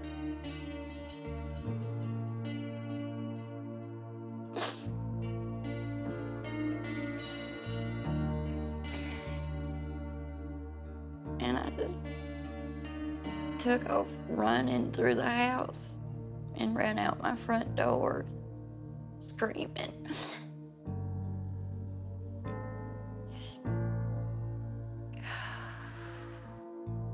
Just too much. Even when he was a little boy, Jesse never had trouble making friends. Everybody wanted to be around him because he was constantly smiling, laughing, and Jesse told me he was gay when he was 10 years old. He started crying, he got pretty emotional, and he said that he was afraid that I was gonna hate him. And I told him that there was nothing in the world that could make me hate him. After that, He seemed pretty comfortable with himself. As a teen, Jesse's confidence bloomed. Jesse loved to talk. He loved meeting new people, making new friends. When he was in high school, he wanted to try modeling. He did really well at it, and I always thought that he wouldn't go back to school, but a year from the date that he told us that he wanted to be a model, he said he wanted to be a lawyer. That's what he decided to do, and that's why he went to Missouri. Linda said he was a journalism and history major who planned to go to law school. Jesse Valencia was one of those larger-than-life characters. He had such a big personality. He had a lot of friends. He had a huge social group.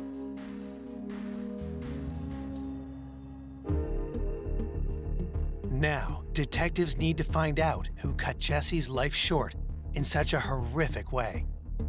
They start by asking Jack Barry about his relationship with Jesse. Jack told them he and Jesse had just split up, and he was trying to make Jesse realize it's over. I need to move on. Jesse still loved Jack, so he was having a hard time letting go. But Jack was already starting to see someone else.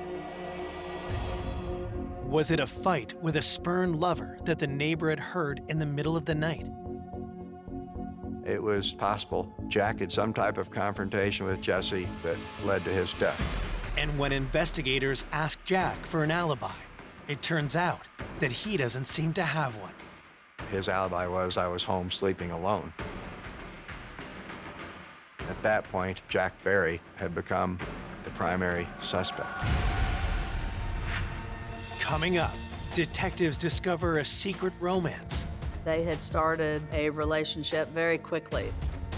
that uncovers a killer's trail A lie is the next best thing to a confession. to a surprising culprit. It was shocking on many levels.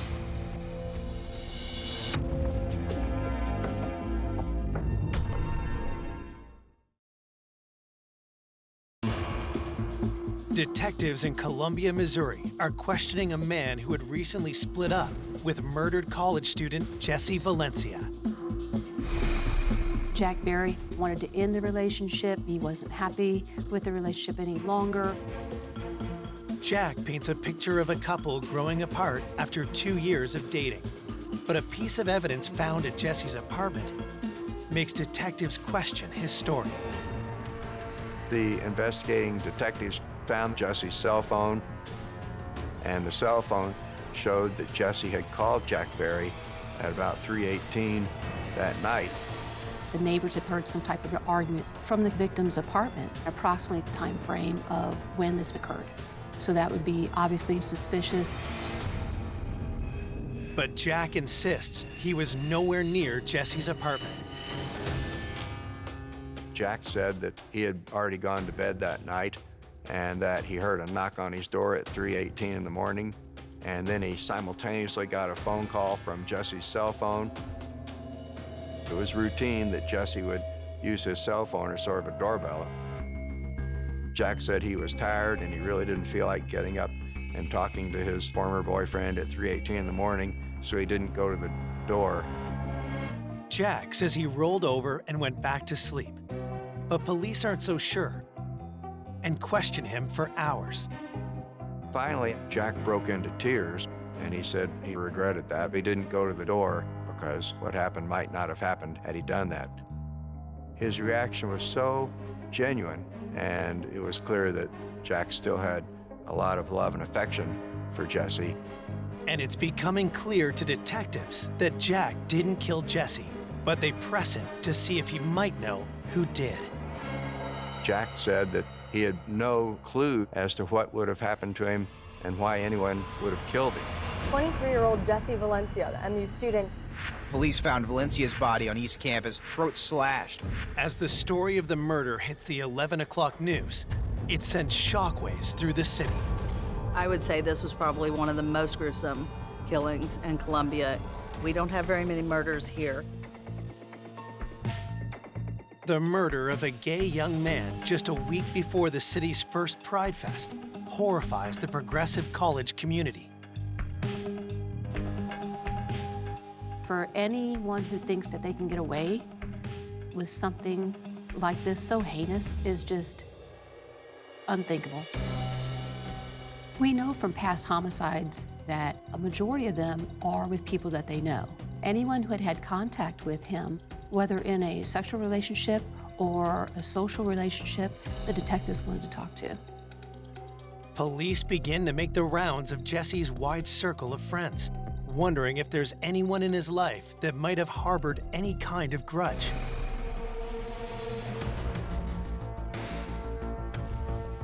One name they hear over and over is 𝐔𝐲𝐞𝐿, a student that Jesse had met 2 weeks earlier at a political rally. Jesse's friends had said, oh, maybe it was this guy because he didn't seem quite normal. There was something that made him a little bit different from other people. Several of Jesse's friends, they said that Zev wasn't comfortable in his own skin and that he had a lot of issues with being himself. There was some contention whether Zev and Jesse were having a romantic relationship. They were spending a lot of time together. Rumors about the two young men had been swirling, and after Jesse was murdered, the gossip about Zev began to take a sinister tone. Somebody saw someone matching his description, looking disheveled and crying, walking down the street the morning of the murder, and a car he was known to drive was seen in that area. That's when the detectives started looking towards him and started talking with him and seeing what he had to say. Detectives call Zev down to the station, but he denies that the rumors about him and Jesse are true. Zev said they'd never had a sexual relationship, but they were friends. Then Zev would come over and he'd hang out with him. Police questioned Zev about where he was between 3 and 5 a.m. His alibi was I was home sleeping. He was a young man who still lived with his parents. They subject Zev to a voice stress analysis test to see if he is telling the truth. It showed untruthful, so deceitful. That did seem to be some evidence of guilt. Detectives quickly follow up with a visit to his parents, but they confirm that their son was home all night. Zev's parents had said that when Zev would leave, he would always go through the garage door to get to the car, and so it made a big racket. They would have awakened his parents, and they said there's no way that he would have left that night. It seemed like he did have an alibi. With 𝐔𝐲𝐞𝐿 discounted as a suspect, detectives continue to piece together the last hours of Jesse Valencia's life. The detectives were talking with several of the friends of Jesse Valencia to see where he was on the evening and early morning hours that this occurred. Police learned that Jesse had gone to a party at a friend's house around 11 p.m. on the night he was killed. Some friends of Jesse said that Friday night, Jesse was at a party with a young man named Ed McDevitt. Ed McDevitt was somebody Jesse had just met. Ed was a chef in town. They had met just a couple of nights before and had started a relationship very quickly. Jesse's friends tell police that the two men left the party together, heading in the direction of Jesse's house. And that was around 3 o'clock in the morning on the last night of Jesse's life. It appears as though Ed McDevitt might have been the last person to see Jesse alive. And it was possible Ed McDevitt went home with Jesse and then killed him.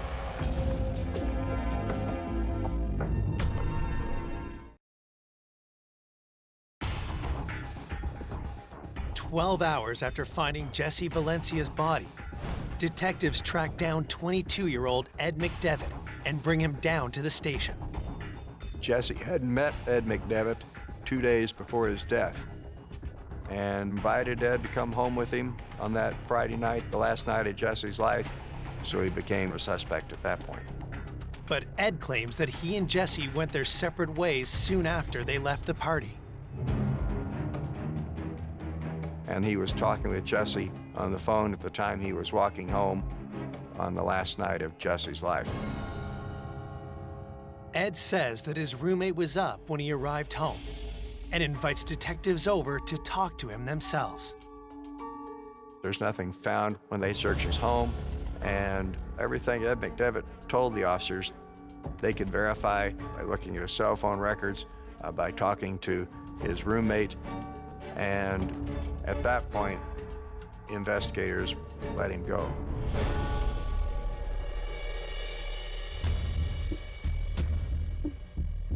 Police hope the DNA results pending at the lab will help them link one of their suspects to Jesse's murder. Desperate for answers, Jesse's mom grows more despondent, recalling an eerie premonition Jesse had years ago. From the time Jesse was 7 years old, he had told me that he was going to die at a young age. He said, I'm going to die at a young age, and I love all of you, and I always will love you, but I'll be okay. He would always end it with, I'll be okay. And of course, I got emotional and upset over it, but he said, we've got to make the most of what time I'm here.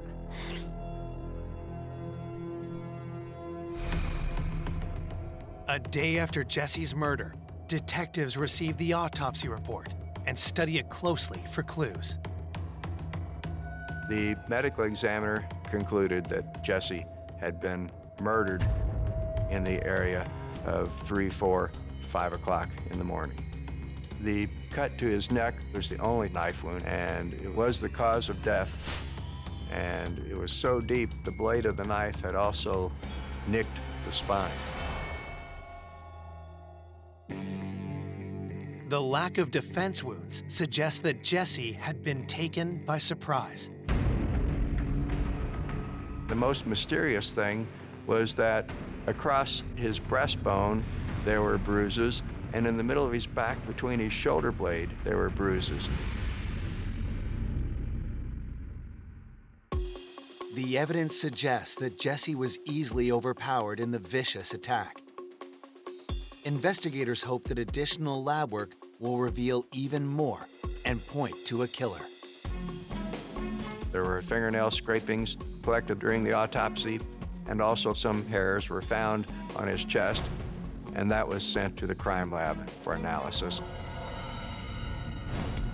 Until the crime lab turns up DNA, police have no choice but to move on to their next lead. A lot of Jesse's friends were being brought in, they were giving evidence, they were helping out with information.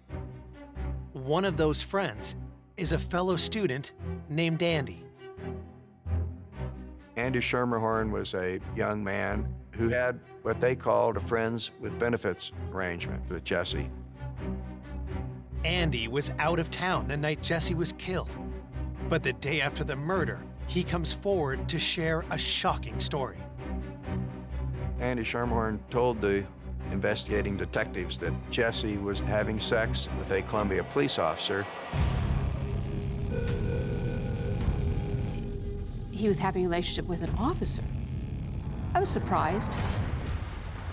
Andy nervously reveals an encounter 3 weeks prior at Jesse's apartment. Andy Schermerhorn said that on May 14th, he had been at Jesse's home at night, and there was a knock at the door. Jesse went to the door, and a uniformed police officer was there. And Jesse said, "It's okay, oh, it's okay, he's cool, he's cool." According to Andy, the officer took off his gun belt, and the next thing Andy knew, the three of them were fooling around.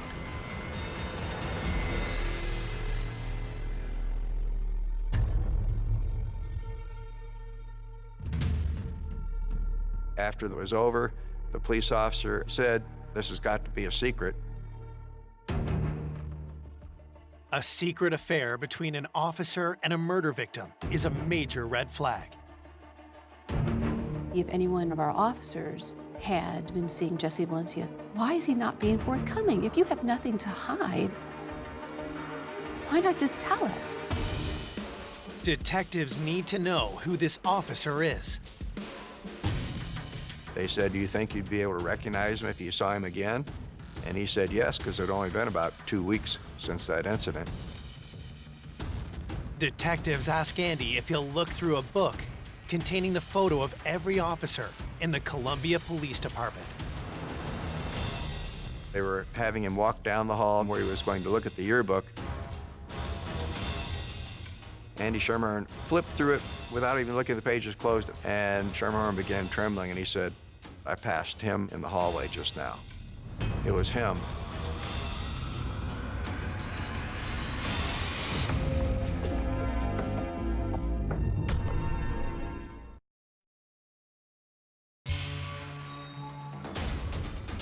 The day after the murder of Jesse Valencia, detectives in Columbia, Missouri learned that he was allegedly having a relationship with a local police officer. Jesse's friend, Andy Schermerhorn, told the investigating detectives that he was an eyewitness to this sexual activity. Schermerhorn began trembling, and he said, "It was him that I passed in the hallway just now." And that was Stephen Arthur Rios. Stephen Rios' commander believes Andy must be mistaken about the officer's identity. When the detectives told me that maybe Steve had been having a relationship with the victim, I told the detectives, "You're absolutely wrong. He was married to a wonderful young lady, and they had just had their first child." Schwartz knows the 27-year-old Rios well. The 5-year veteran is one of the department's rising young stars. Steve was very outgoing. He communicated well, very ambitious. He was a young officer who was on his way up in the department because he was a go-getter and a very popular officer. Detectives don't know if Andy is telling the truth, but they're certainly anxious to get Rios' side of the story. If he was having a relationship, that does not mean that he had killed Jesse Valencia. Rios is out of town for a couple of days on a camping trip with coworkers. So they begin tracing Rios' steps the day Jesse's body was found. He went in for his work shift later in the afternoon, like he normally did, and at that point, the body had been found. The sergeant on duty that day had told me that Rios was coming to the scene to help identify the body. He had contacted the on-duty sergeant, but said he could help. Rios said that I met Jesse Valencia when I gave him a ticket back on April 18th. Investigators pull a copy of the incident report to see if it backs up Rios' story. April 18th of 2004, some friends of Jesse's were having a party, and the party kept getting loud, and the police showed up to get them to quiet down.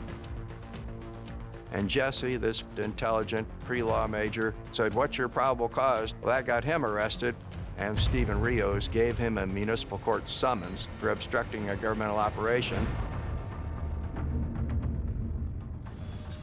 A call to Jesse's mother corroborates the report. Jesse told me that when he was arrested, that the cop that drove him down to the jail was really nice, and that he talked to him all the way down to the station. And he said, I kind of felt a little bit uncomfortable because he kept asking me personal questions about my life that I didn't really feel like he should be asking me when he was trying to arrest me for something. But the arrest wasn't the end of the officer's interest. The very next day, he turned up at Jesse's apartment. After he got arrested, Jesse called me on the phone, and he said, the cop that arrested me last night showed up on my doorstep. He said he had to ask me some more questions. But the questions he was asking Jesse were more of a personal nature. They went out a few times after that, and he would come to Jesse's apartment and just show up unannounced, even when he was in uniform. Linda doesn't know much more than that, but thinks that Jesse's friend Joan Sheridan might. When they track her down 2 days after the murder, Joan confirms that Jesse saw the officer more than once after the arrest. He had told her that the officer would typically come by sometime after 3 o'clock and before 6 o'clock in the morning, just for sex, and then leave. Joan reveals that she got a close-up look at the officer one night when he showed up at Jesse's place. They showed her a photo lineup, and she was able to pick the person that came by to Jesse's apartment that night. And it was Stephen Rios. Detectives now have more evidence that Rios was having a scandalous relationship with Jesse. And when they hear what Joan says next, they suspect he may also have a motive for murder. Joan said that when he went to court for his municipal court summons, Jesse assumed it would be dismissed since he was having sex with the arresting officer, and it had not been dismissed, and that had angered Jesse. So Jesse had told Joan that the next time the police officer comes over, I'm going to tell him that I have a little secret the chief of police might want to know if he doesn't get that ticket dismissed. The detectives called me and told me that Jesse was threatening to contact the chief and expose Rios. Finally, the light bulb went off. You start looking at who had a motive to kill Jesse Valencia. Rios was very worried about his job. He was very worried about his reputation. He would be very devastated. He would be embarrassed by this information coming out. That's when Rios became the suspect.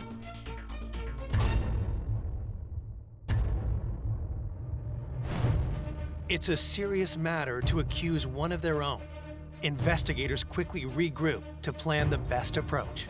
They didn't feel they were ready to interview him yet. They were wanting to have the DNA evidence come back before they actually confronted him. But all of a sudden, Rios showed up at the police department and said, could I talk to you for a second?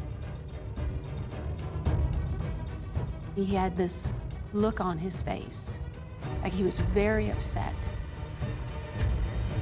Very upset. Coming up, detectives get a devastating phone call. Steve called me, crying, very upset, and he said, I've done a bad thing. And the investigation takes an unexpected new turn. The officers found him on the 4th floor of a parking garage.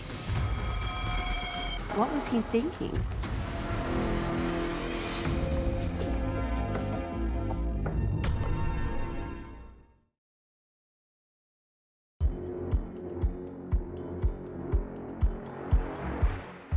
Detectives investigating the murder of college student Jesse Valencia are preparing to confront their suspect, police officer Stephen Rios. But Rios goes on the offensive first.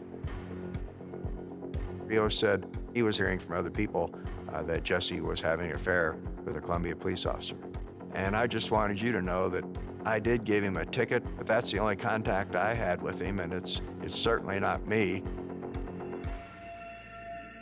But detectives tell him flat out that they've heard a different story. They said, we've talked to a woman who said that she was at Jesse's apartment one night when you showed up. Rios sat there for a minute. And then Rios said, well, you know what? We did become social friends, but it never became anything like a sexual relationship. They said, we've talked to another young man who says he was actually having sex with Jesse, and you came by that night and actually came in and joined them on the bed. And Rios said, what, sex? Like it was the most astounding and false accusation you could ever heard. He was getting very agitated with the detectives. He's a very prideful person, and he was very upset because they didn't believe him. It's easy to see that Rios is lying. Detectives bear down hard. And finally, their suspect breaks. Finally, Rios admitted that he had sex with Jessie. He tried to claim it was just that one time, and then it evolved into that he had had sex with Jessie as many as 6 times. It's a stunning admission and a strong motive for murder. He was embarrassed. He obviously did not want this information out if he was keeping it secret to begin with, especially from his wife, you know, in his family. Police may not have the physical evidence to prove that Rios is a killer, but they do have something that's almost as good. We were able to prove that he was lying. There's an old saying in law enforcement that a lie, a provable lie, is the next best thing to a confession. And that Stephen Rios was caught in lots of provable lies. But detectives aren't finished interrogating their suspect. They ask for his whereabouts the night that Jessie was killed. He said he had been at work and he got off at 3 o'clock in the morning like he normally did. And he said that that night he'd gone onto the rooftop of the parking garage with a few other officers, and they had drank a few beers before they went home. And he said he got home about 5:15 to 5:30, took a shower, and got in bed. Detectives grill Rios for over 3 hours, looking for any cracks in his story. He still maintained he'd had nothing to do with Jessie's death. At that point, investigators let him go.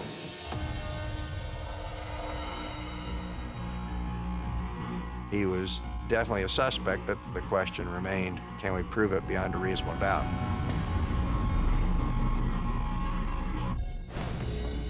Investigators' next step is to create a timeline for the night of Jessie's murder and see how Rios' alibi fits in.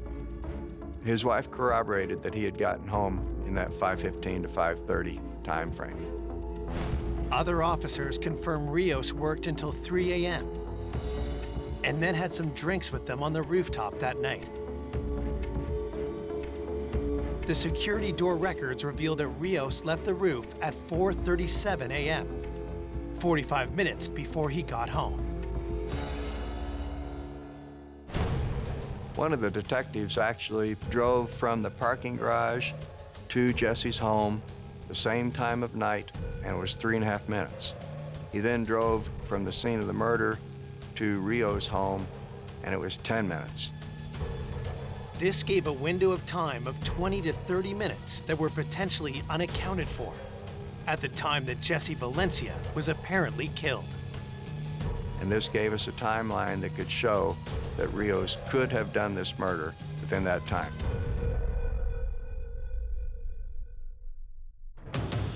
Investigators search Rios' home, car, and work locker, but they uncover nothing to tie him to the crime. Then, out of the blue, Captain Schwartz receives an alarming phone call. Steve called me crying, very upset, and he said, I've done a bad thing. The first question I asked him was, where are you?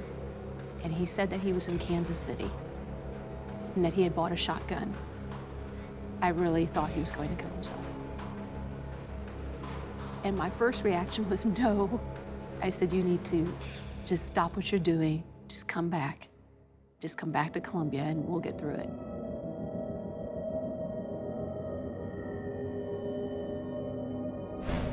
Captain Schwartz is able to talk Rios into driving the 150 miles back home, where police take him into custody. He still wasn't under arrest, but he was put on a 96-hour hold for an involuntary commitment to a mental facility, just for observation to make sure that he wouldn't kill himself. But Stephen Rios is still despondent. He manages to evade hospital security, and soon the entire Columbia police force is on alert. I got a phone call that Steve had escaped and was on top of the parking garage, threatening suicide. One of the officers found him on the 4th floor of a parking garage, and Rios climbed up on the wall, claiming he was going to jump. When they called me and said he's on top of the garage, he's threatening suicide, what was he doing? What was he thinking?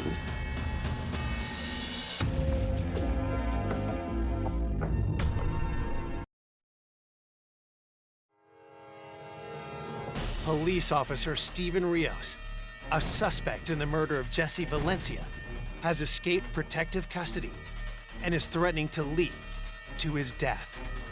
This is one of the busiest parts of campus. It's about 7 o'clock at night. He goes to the roof of the parking garage, starts threatening to jump. There's a crowd below. There are people watching this. People are videotaping this, taking pictures. It's bizarre. Police arrive on the scene to try to talk Rios off the ledge. All I could think of was, here we go again. Why are you putting everyone through this?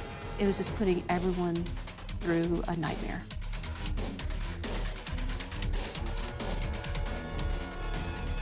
After a tense 45-minute standoff, they finally managed to talk Rios back from the brink. He was taken back into custody and again put into a mental facility and put on a suicide watch while we were finishing our investigation to determine whether or not he would be charged with Jesse's murder. 3 weeks after Jesse's murder, the analysis of the hairs found on Jesse's chest give police the evidence they need to charge Rios with the crime. They were able to say the persons who left those hairs on Jesse's chest, limb hairs that would have come from somebody's arm, those hairs matched to Stephen Rios. And that's when we realized that they teach Columbia police officers at the training academy how to administer a chokehold, and that cuts off the blood flow to the brain and renders a person unconscious in 3 to 8 seconds. That could account for these limb hairs, in addition to the bruises that went across the front of his chest and in the middle of his back.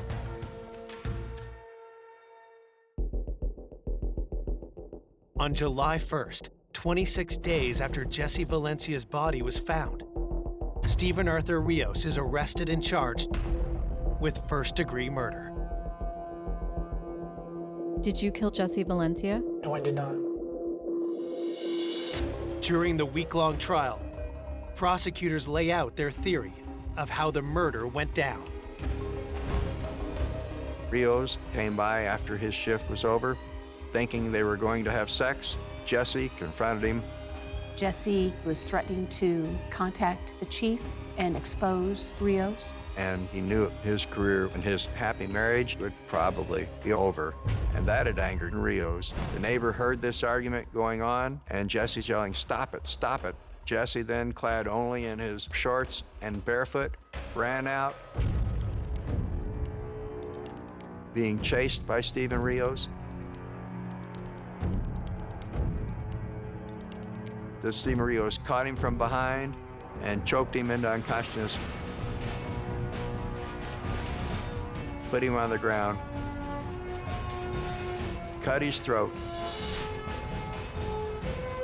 and that's what I believe happened in the last minutes of Jesse Valencia's life.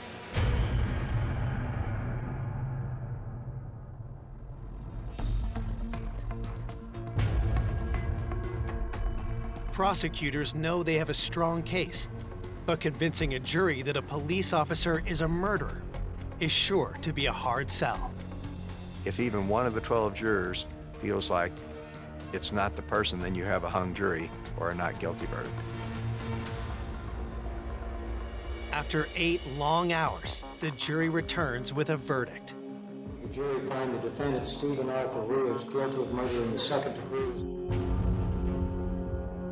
I did feel a great sense of relief and even pride when the case was over and Stephen Rios had not gotten away with murder. Stephen Arthur Rios receives a sentence of life in prison for the slaying of Jessie Valencia. I don't feel like that Jesse really got justice because I wanted the death penalty for him. He took my whole life away from me.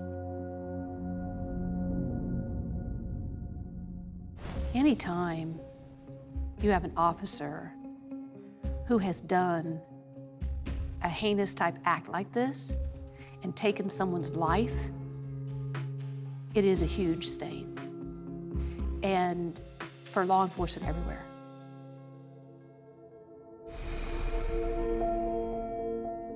For Jessie's mother, her son's legacy is in the way he lived his life, not the way it ended.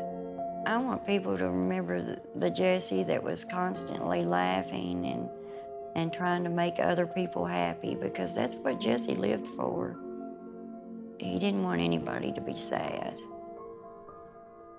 There's always the empty space. Everybody still misses him, and we talk about him daily. For more information on an unexpected killer, go to 𝐔𝐲𝐞𝐿.com.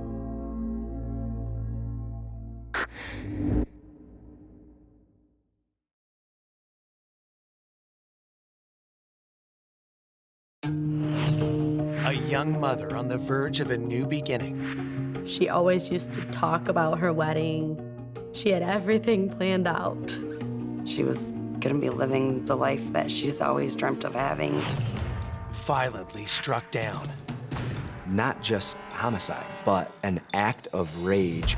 I had no idea why somebody would want to do that. Police chase a deranged killer down a sinister path. He was a big heroin dealer in Jackson. Someone burnt the house down. Through a maze of twisted theories. Maybe this was a retaliation. It was probably self-induced. You mean suicide? Yeah.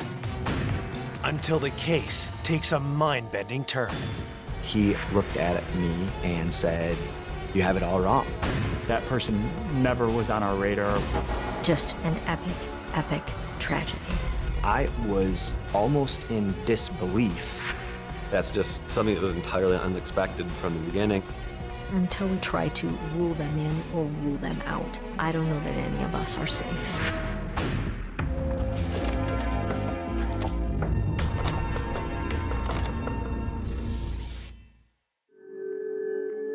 On Sunday, August 10th, 2014, in an upper-middle-class neighborhood in Jackson, Michigan, a quiet morning is broken by a desperate phone call. Our dispatch did receive a 911 call from a panicked individual. 911. Yeah, I need somebody up to my house right now. She has that. I think she's dead. Okay, has she been sick? No, there's blood everywhere. Do you know where it's coming from? I don't know. Okay, can you tell if she's breathing? She's not. She's cold. She's dead. Oh my God. Police race to the home just before 11 a.m., where they're greeted by the caller and 3 young girls. He had said that the deceased body was up in a bedroom upstairs. There was 2 bedrooms that we walked past, which were bedrooms where the kids had been sleeping. With the 3 children who lived there safely out of the house and the crime scene locked down, detectives come upon a grisly sight. As we enter the bedroom, then we do see the body. It was slumped down between the bed and the wall. And there was quite a bit of blood. At that point, we see zip ties on her hands, and we see what appears to be several stab marks. A zip tie was wrapped around each wrist, with another looped through it and cut, as though she'd been strapped to the bed and then cut loose. We, at that point, determined we likely had a homicide. The police talked to Eric Wolf, who placed the 911 call. He tells them the victim is his fiancée, 28-year-old Frances Craig. He also makes a startling admission. He said that he had worked all night, so when he came home, after finding Franny in the condition she was in, he then went downstairs and slept on the recliner chair. For whatever reason, he did not call 911 until a couple hours later in the morning.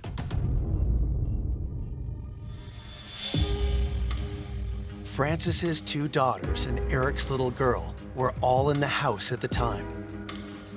While Eric slept, his 10-year-old child walked into a horrifying scene. Eric's daughter, Lexi, went into the bedroom and clearly could tell that something was amiss. She even touched her and could tell that she was not moving. I think she might even have described her as a little cold. Lexi went downstairs and woke up her father. And that's when he finally called 911. We all felt that a normal, average individual would, at the bare minimum, make sure their fiance, the person they're about to get married to and spend the rest of their life with, is okay.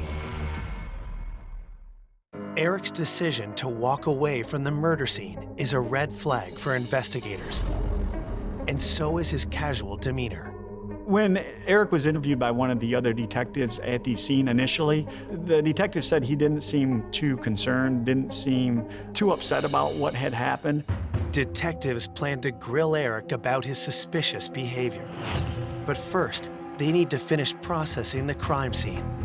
There was approximately 90 stab wounds, and they were in a very aggressive manner. It was overkill. Not just committing a homicide, but an act of rage where it's over the top.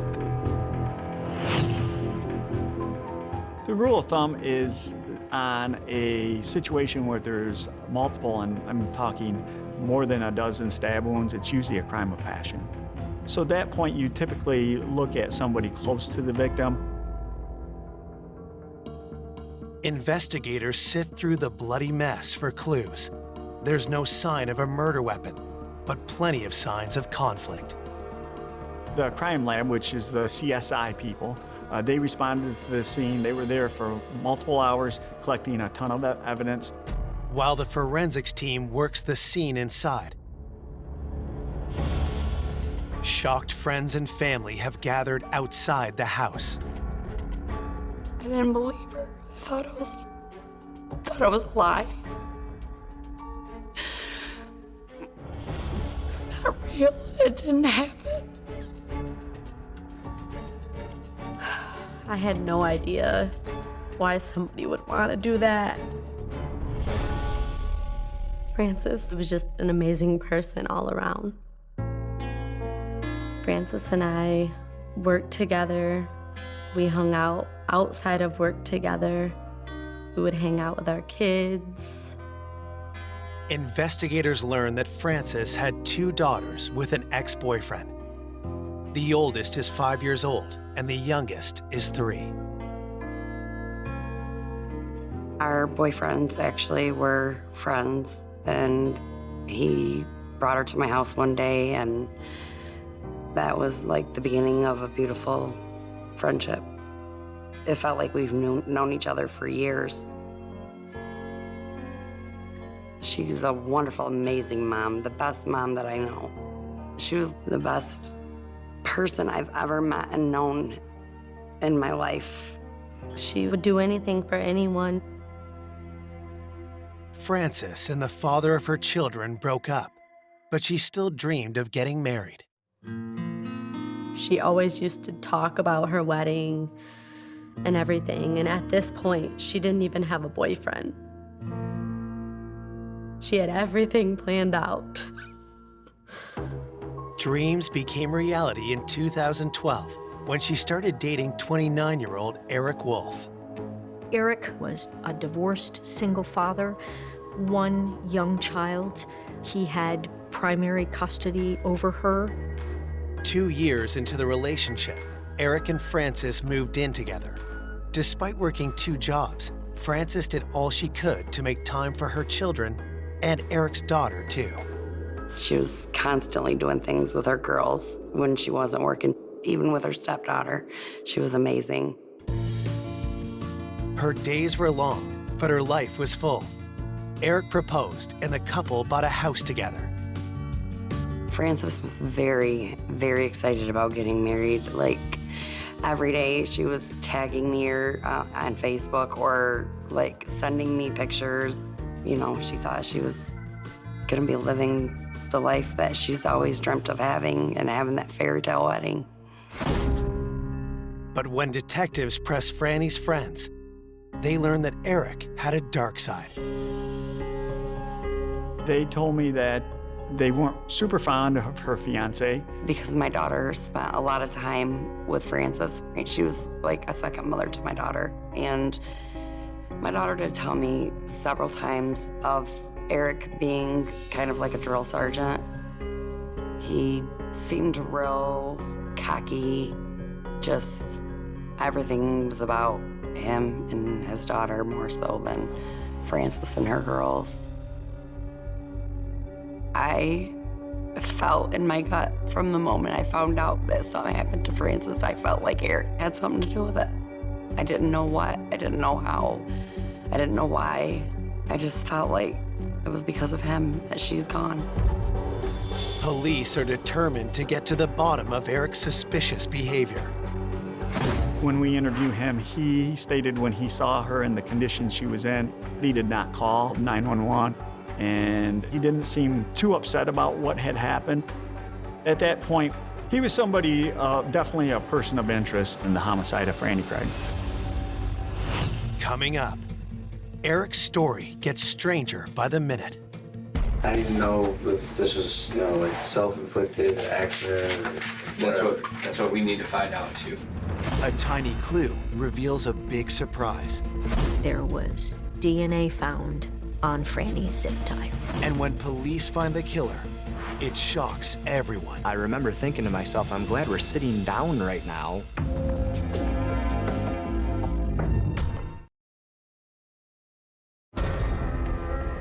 After calling 911 following the brutal murder of his fiancée, Frances Craig, Eric Wolf is questioned by police about how he discovered his fiancée's body. I came home this morning because I work 6 p.m. to 6 a.m. I went upstairs, I checked both the girls' rooms before going in our bedroom. Okay, so you came around to the foot of the bed and kind of looked Yes. to see where she was at.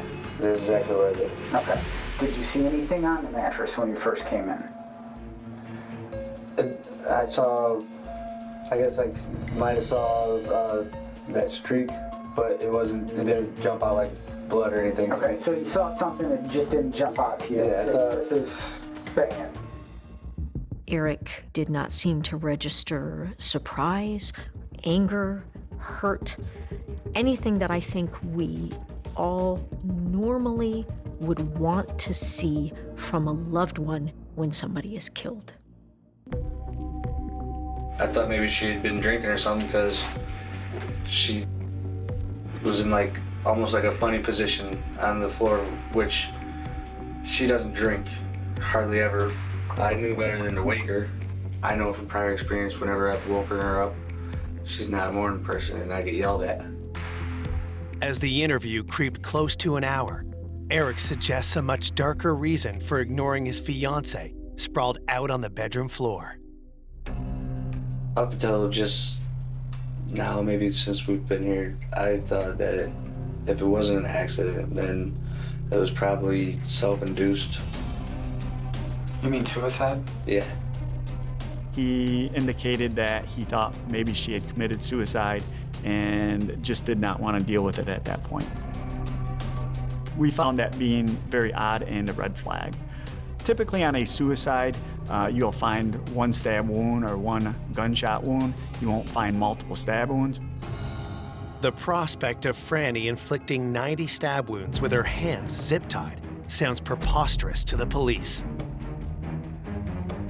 Even if it was physically possible, why wouldn't Eric have reacted with alarm? So you didn't want to come to grips with it if she had done so. Right, because you don't want to. To investigators, Eric's shifting story doesn't add up. Why would a woman everyone described as happy and carefree take her own life? And the only reason I say self-induced is just because of how high-strung everything is right before this wedding, and it's a lot of stress. Yeah. Eric's strange comments could signal that he's traumatized over the death of his fiancée, or that he's hiding something. Determined to mine the truth, detectives decide to go right at their prime suspect. Did you? No. Know what? No, I didn't do this. I didn't know anything about it. I walked in, and I walked out, went to sleep, got up, went back in, and reported it. But that brings me back to the questions we just asked. You made it at least halfway into that bedroom. I did make it, and I admit that, and I'll admit that in front of whoever needs to hear it. But I want to make that perfectly clear that my stance on this is exactly what I said. I went in for whatever reason it was. I didn't react. Without forensic evidence to hold him, Eric is free to go. But investigators vow to keep their eye on him. And the deeper they look, the more circumstantial evidence starts to build up. We did do a pretty thorough background, as we always do. And one thing we found out is that Eric did have a little bit of assaultive past with prior girlfriends and an ex-wife. It seems like he has some violent tendencies. One of the strangest facts in this case is that Eric Wolf has a father who is serving a life sentence in prison for his own first-degree murder conviction. He was convicted on a cold case homicide investigation in the 90s and was serving life in prison for murder. So that certainly put up a red flag to us. Was it possible that violent tendencies run in the family? Even if they did, what possible reason would Eric have to want his fiancée dead? The homicide occurred in August, and I believe their wedding was planned in September. We talked with her parents and her friends. They told me that Franny had had second thoughts, and they were trying to convince her that if she was not prepared to get married, that maybe she should wait. And they also said Eric had had second thoughts. Eric may have got cold feet, didn't want to get married, didn't know how to end the relationship. While police work diligently to prove Eric's guilt, Francis's friends wait and wonder. We didn't know what was going on. Nobody knew what was going on and what happened with Francis and how she was murdered. We just knew she was dead. Behind the scenes, police work tirelessly. They obtain a search warrant to collect Francis's and Eric's electronics, but quickly realize that Francis's cell phone is missing. We do find the cell phone near Franny's house. It had been thrown up against a tree and damaged. Again, we're thinking that the cell phone has some pretty valuable information. The cellular phone data quite often can be some of the most compelling evidence. We were able to get the phone records, and nothing really stuck out as being her, Franny communicating with anybody that would give us suspicion. With no unusual cell phone activity or signs of forced entry on the day of the murder, police stay focused on Eric. Eric Wolf at the time was at work, and investigators went and checked out, what they could to verify his alibi. Police checked the company's security cameras. They do have one entrance. They do have a time card check-in, check-out system. We're able to verify he was at work, or allegedly at work, when the incident occurred. The problem with the system is there's some other exits that they're not supposed to use, but some of them have cameras, but other ones do not. Was he able to leave his place of employment and get home to commit a murder and have all of that be undetected? Eric was the only person we could figure who would have any reason to want Franny dead.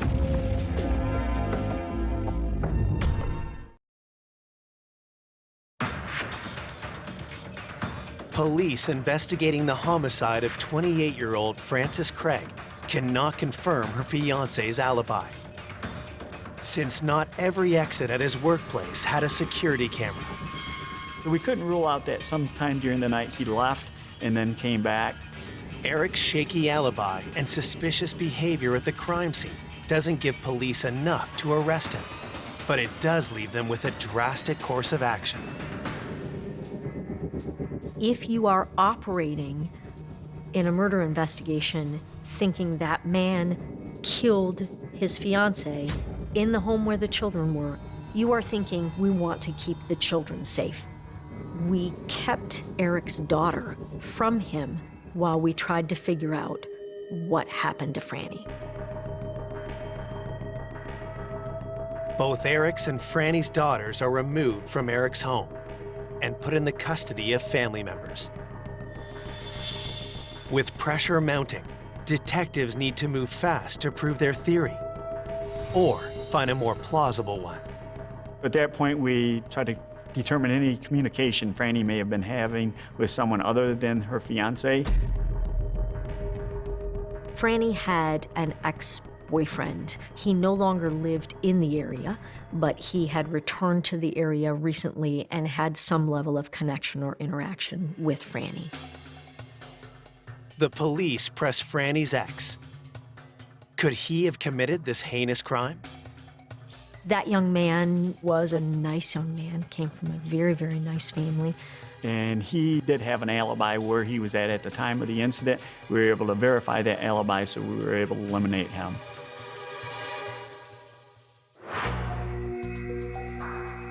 If no one in Frances's immediate circle wished her harm, what about her coworkers? Detectives learned that while Frances worked at a retail store, she was involved in a frightening incident. Where Franny was working, there was a couple shoplifters that had stolen some clothing. She confronted them. The confrontation turned to violence when the mother of the two young shoplifters jumped in, attacking Frances. The assault left Frances with a severe eye injury, as well as emotional scars.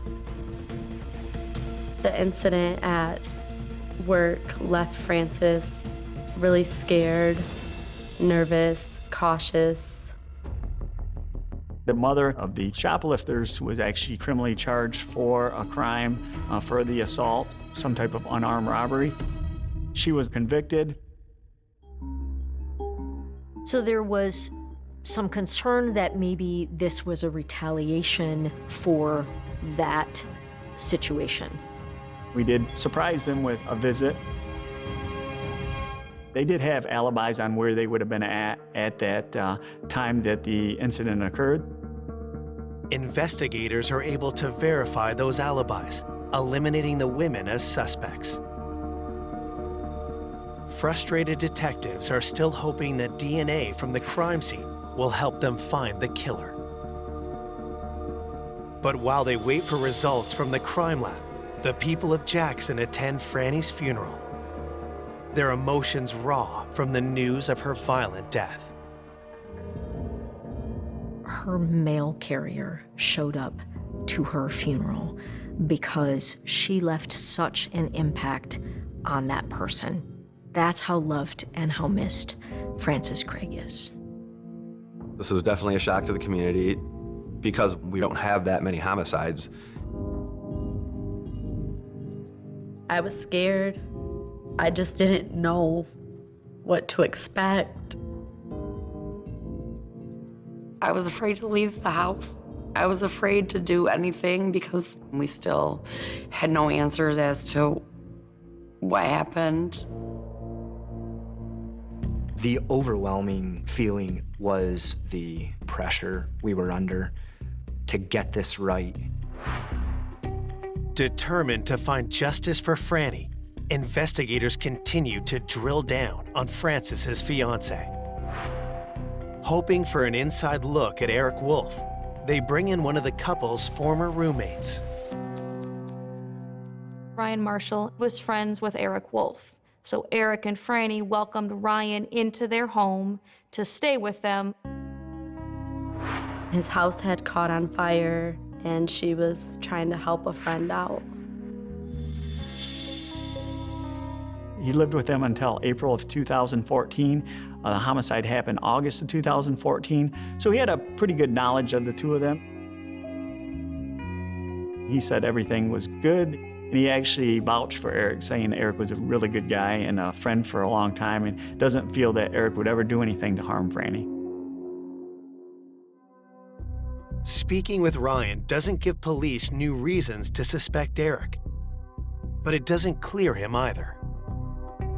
3 months in, we've pretty much eliminated everybody of interest, anyone close to Franny other than Eric. But we don't have enough evidence to present to the prosecutor. But then, a new piece of information arrives that brings a new suspect into the spotlight. There was DNA found on Franny's zip tie.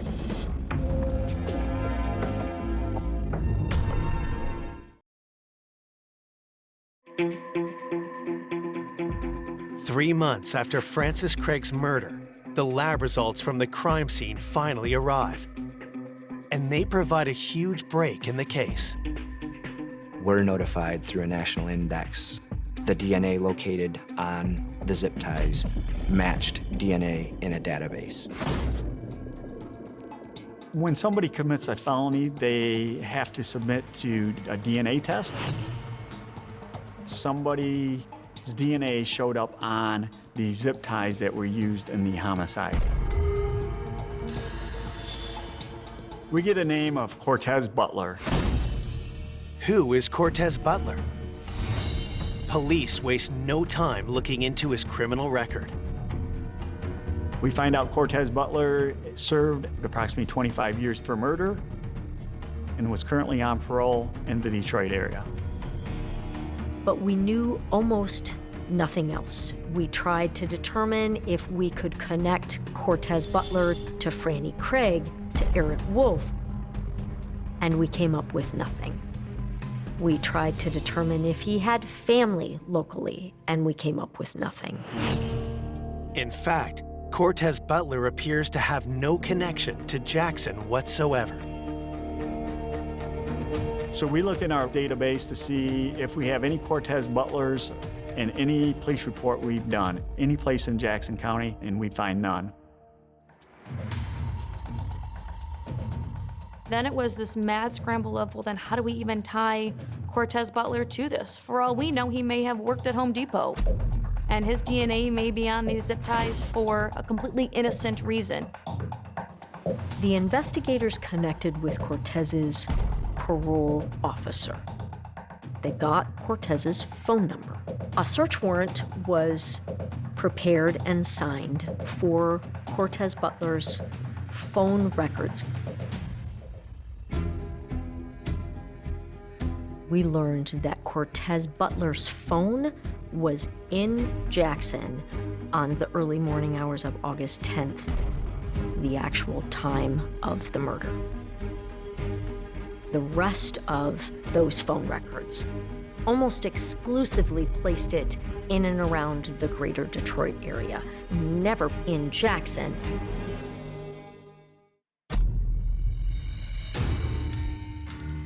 But what reason would Butler have to harm Franny? Eric remained the prime suspect. He was the only dude with a motive. Maybe Eric was not ready to get married and didn't know how to end a relationship.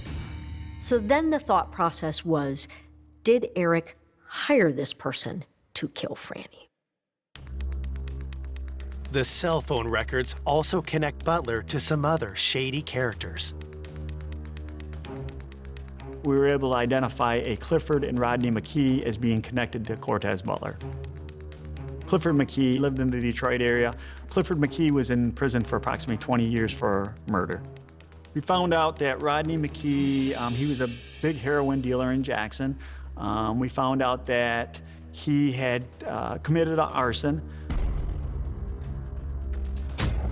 The arson that Rodney McKee perpetrated was against Donna and Ryan Marshall.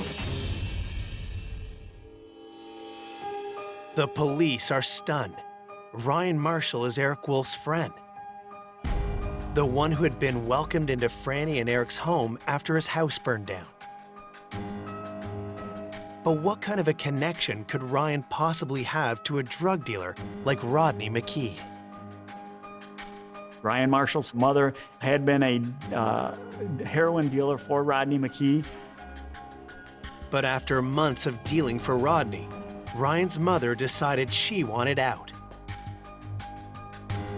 Donna Marshall refused to sell heroin for Rodney McKee. Rodney didn't like to be told no. Ryan's mother, Donna, held her ground, but Rodney retaliated. Rodney McKee attempted to burn down a house with Ryan Marshall and his mother in it. Ryan witnessed it all. He then contacted police.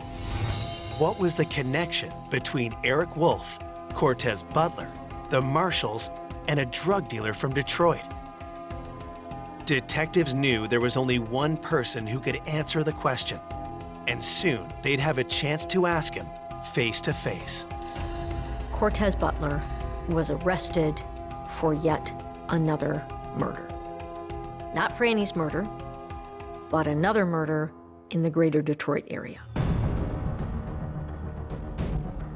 We went down there in Detroit with one sole purpose: to gather information from Cortez Butler on what happened to Franny and hopefully be able to explain to us what Eric's role in this whole thing was. But Cortez said he wasn't going to talk without any kind of a deal. It was clear that whatever Cortez was going to say, it was not going to be, quote unquote, on the record.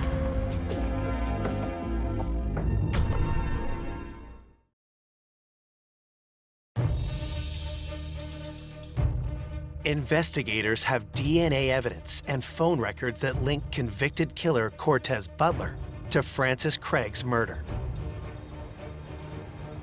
They arranged to talk to him while he's detained for an unrelated homicide. But he immediately tries to shut them down. Cortez said he wasn't going to talk without any kind of a deal. I said, no one is giving you any kind of a deal without anyone knowing what you have to say. Detectives press Butler hard until he finally agrees to talk. But only on one condition. Cortez very pointedly and specifically asked repeatedly to not have the interview recorded. If detectives agree not to record the interview, there's a chance Butler's testimony won't stand up in court. Still, with no other leads in the case, they decide to roll the dice. We were there interviewing Cortez in the first place because we need to find out Eric Wolf's involvement in this. And it was dire that we did so as the children were about to go back with Eric Wolf. The whole idea for that was to keep these kids safe. So the detectives tried to read him his rights. He didn't even want to be bothered with the rights. I know my rights. I think it was, bro, I know my rights, bro. Butler wastes no time getting right to the point. Cortez looked at me and said, "You have it all wrong." And I said, "Have what all wrong?" And he, at that time, let us know that Eric had absolutely nothing to do with this murder. He goes, "I don't know this dude you're talking about, know nothing about him. Just trust me, he was not involved in this whatsoever." The statement contradicts one of the investigators' strongest leads, but the next thing Butler says is even more explosive. Cortez identifies himself as the killer. I remember thinking to myself, I'm glad we're sitting down right now, because I was almost in disbelief. If Eric wasn't involved, why had this cold-blooded criminal murdered a woman to whom he had no obvious connection? It all went back to Rodney McKee's arson case. Rodney McKee attempted to burn down a house with Ryan Marshall and his mother in it. Ryan Marshall was a key witness in his arson case. He made some threats to Ryan that either he not agree to testify or he was going to be killed. Cortez told us that he had been hired by Rodney McKee to kill Ryan Marshall. First, Butler had to find Ryan, who was homeless because of the fire. So we found out from Cortez Butler that they had bad information. They had information that Ryan Marshall was living with Francis Craig and Eric Wolf. Cortez Butler entered Francis and Eric's house to kill someone who was no longer there. Franny wasn't even the intended target. Franny was as innocent of a victim as anybody could ever be. When he opened the door, he had made the decision that he was killing somebody while he was there. He doesn't have to force entry. He gets into the house. He noticed the bedrooms have some kids in it. He walks past them, and he goes to Franny Craig's room.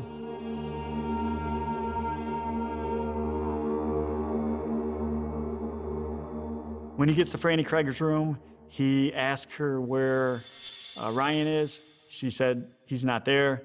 Cortez tells Franny not to look at him. In his words, he stated she looked at him, so he had to kill her.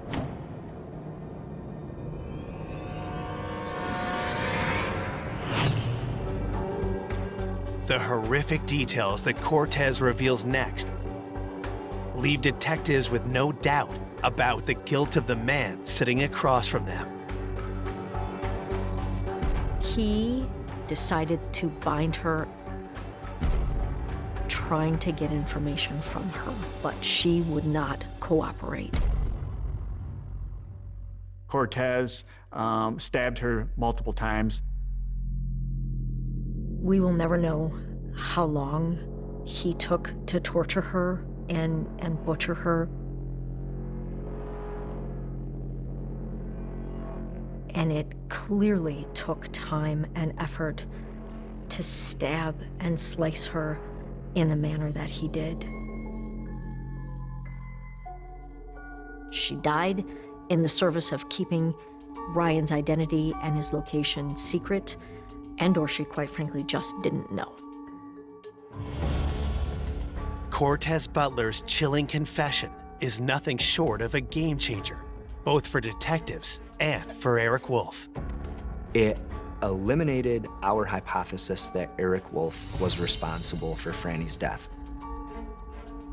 Eric wasn't involved. He's an odd duck kind of guy. Eric was able to regain custody of his daughter. I took from this case that we can never jump to conclusions. I was pretty convinced that he did it, not to the point that I could charge him, but I was pretty convinced I had the right person. Now that investigators do have the right person, they're determined to put Cortez Butler away for life. But all of that is in jeopardy. I didn't believe that Cortez's confession would be legally admissible in court because it wasn't recorded. And if Cortez Butler ever walked free again, I don't know that any of us are safe.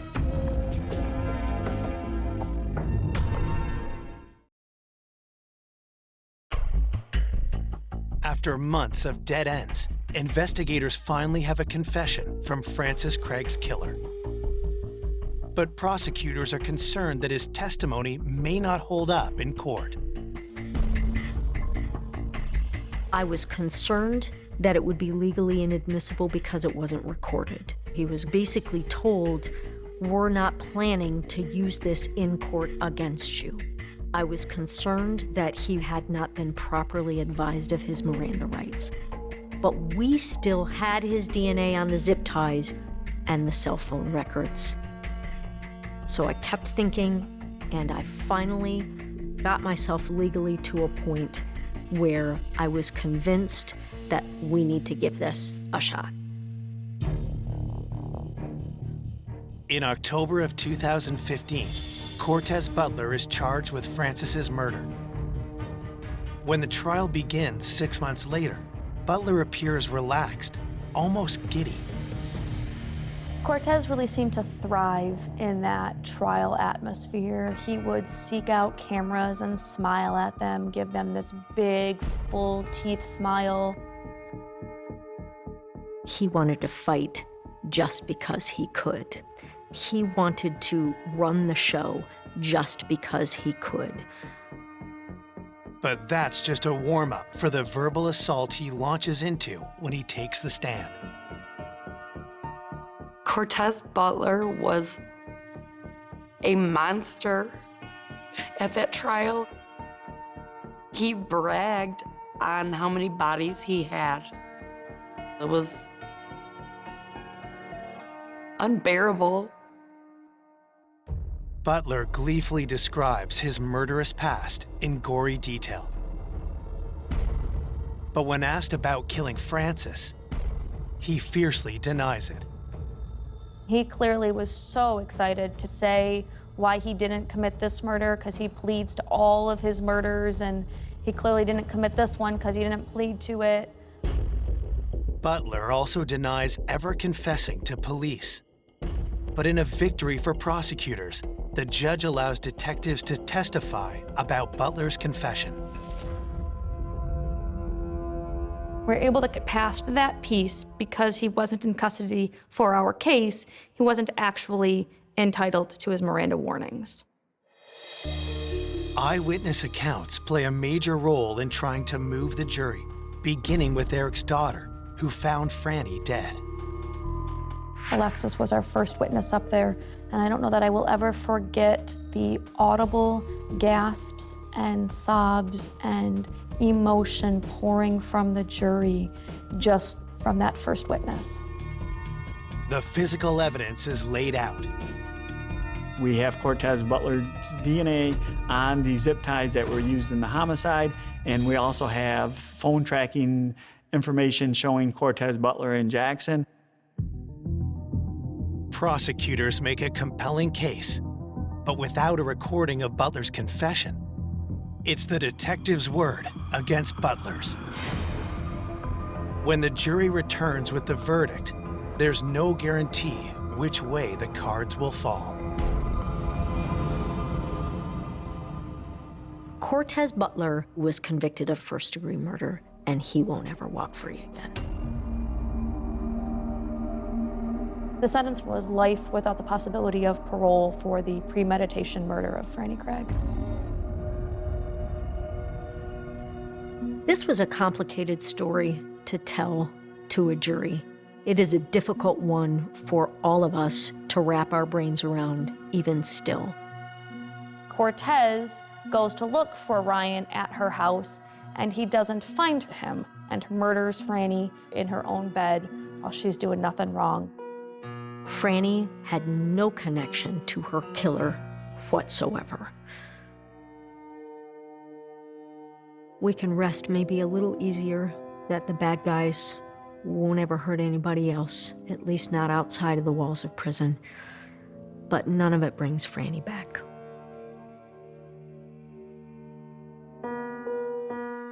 Today, Francis's two daughters live with their father. Those closest to Francis do everything they can to hold on to her memory. Franny's family, I know, they've been lost ever since. I've been lost ever since Francis has been murdered. I want people to remember how happy of a person she was, how generous, how nice and kind she was. I miss Francis so much, and there's not a day that goes by that I do not think about her. I know that she's watching over everybody and making sure that everybody's good, because that's the type of person she was. I wish I had known her. And I hope I honored her in my handling of this case. For more information on an unexpected killer, go to 𝐔𝐧𝐞𝐈.com.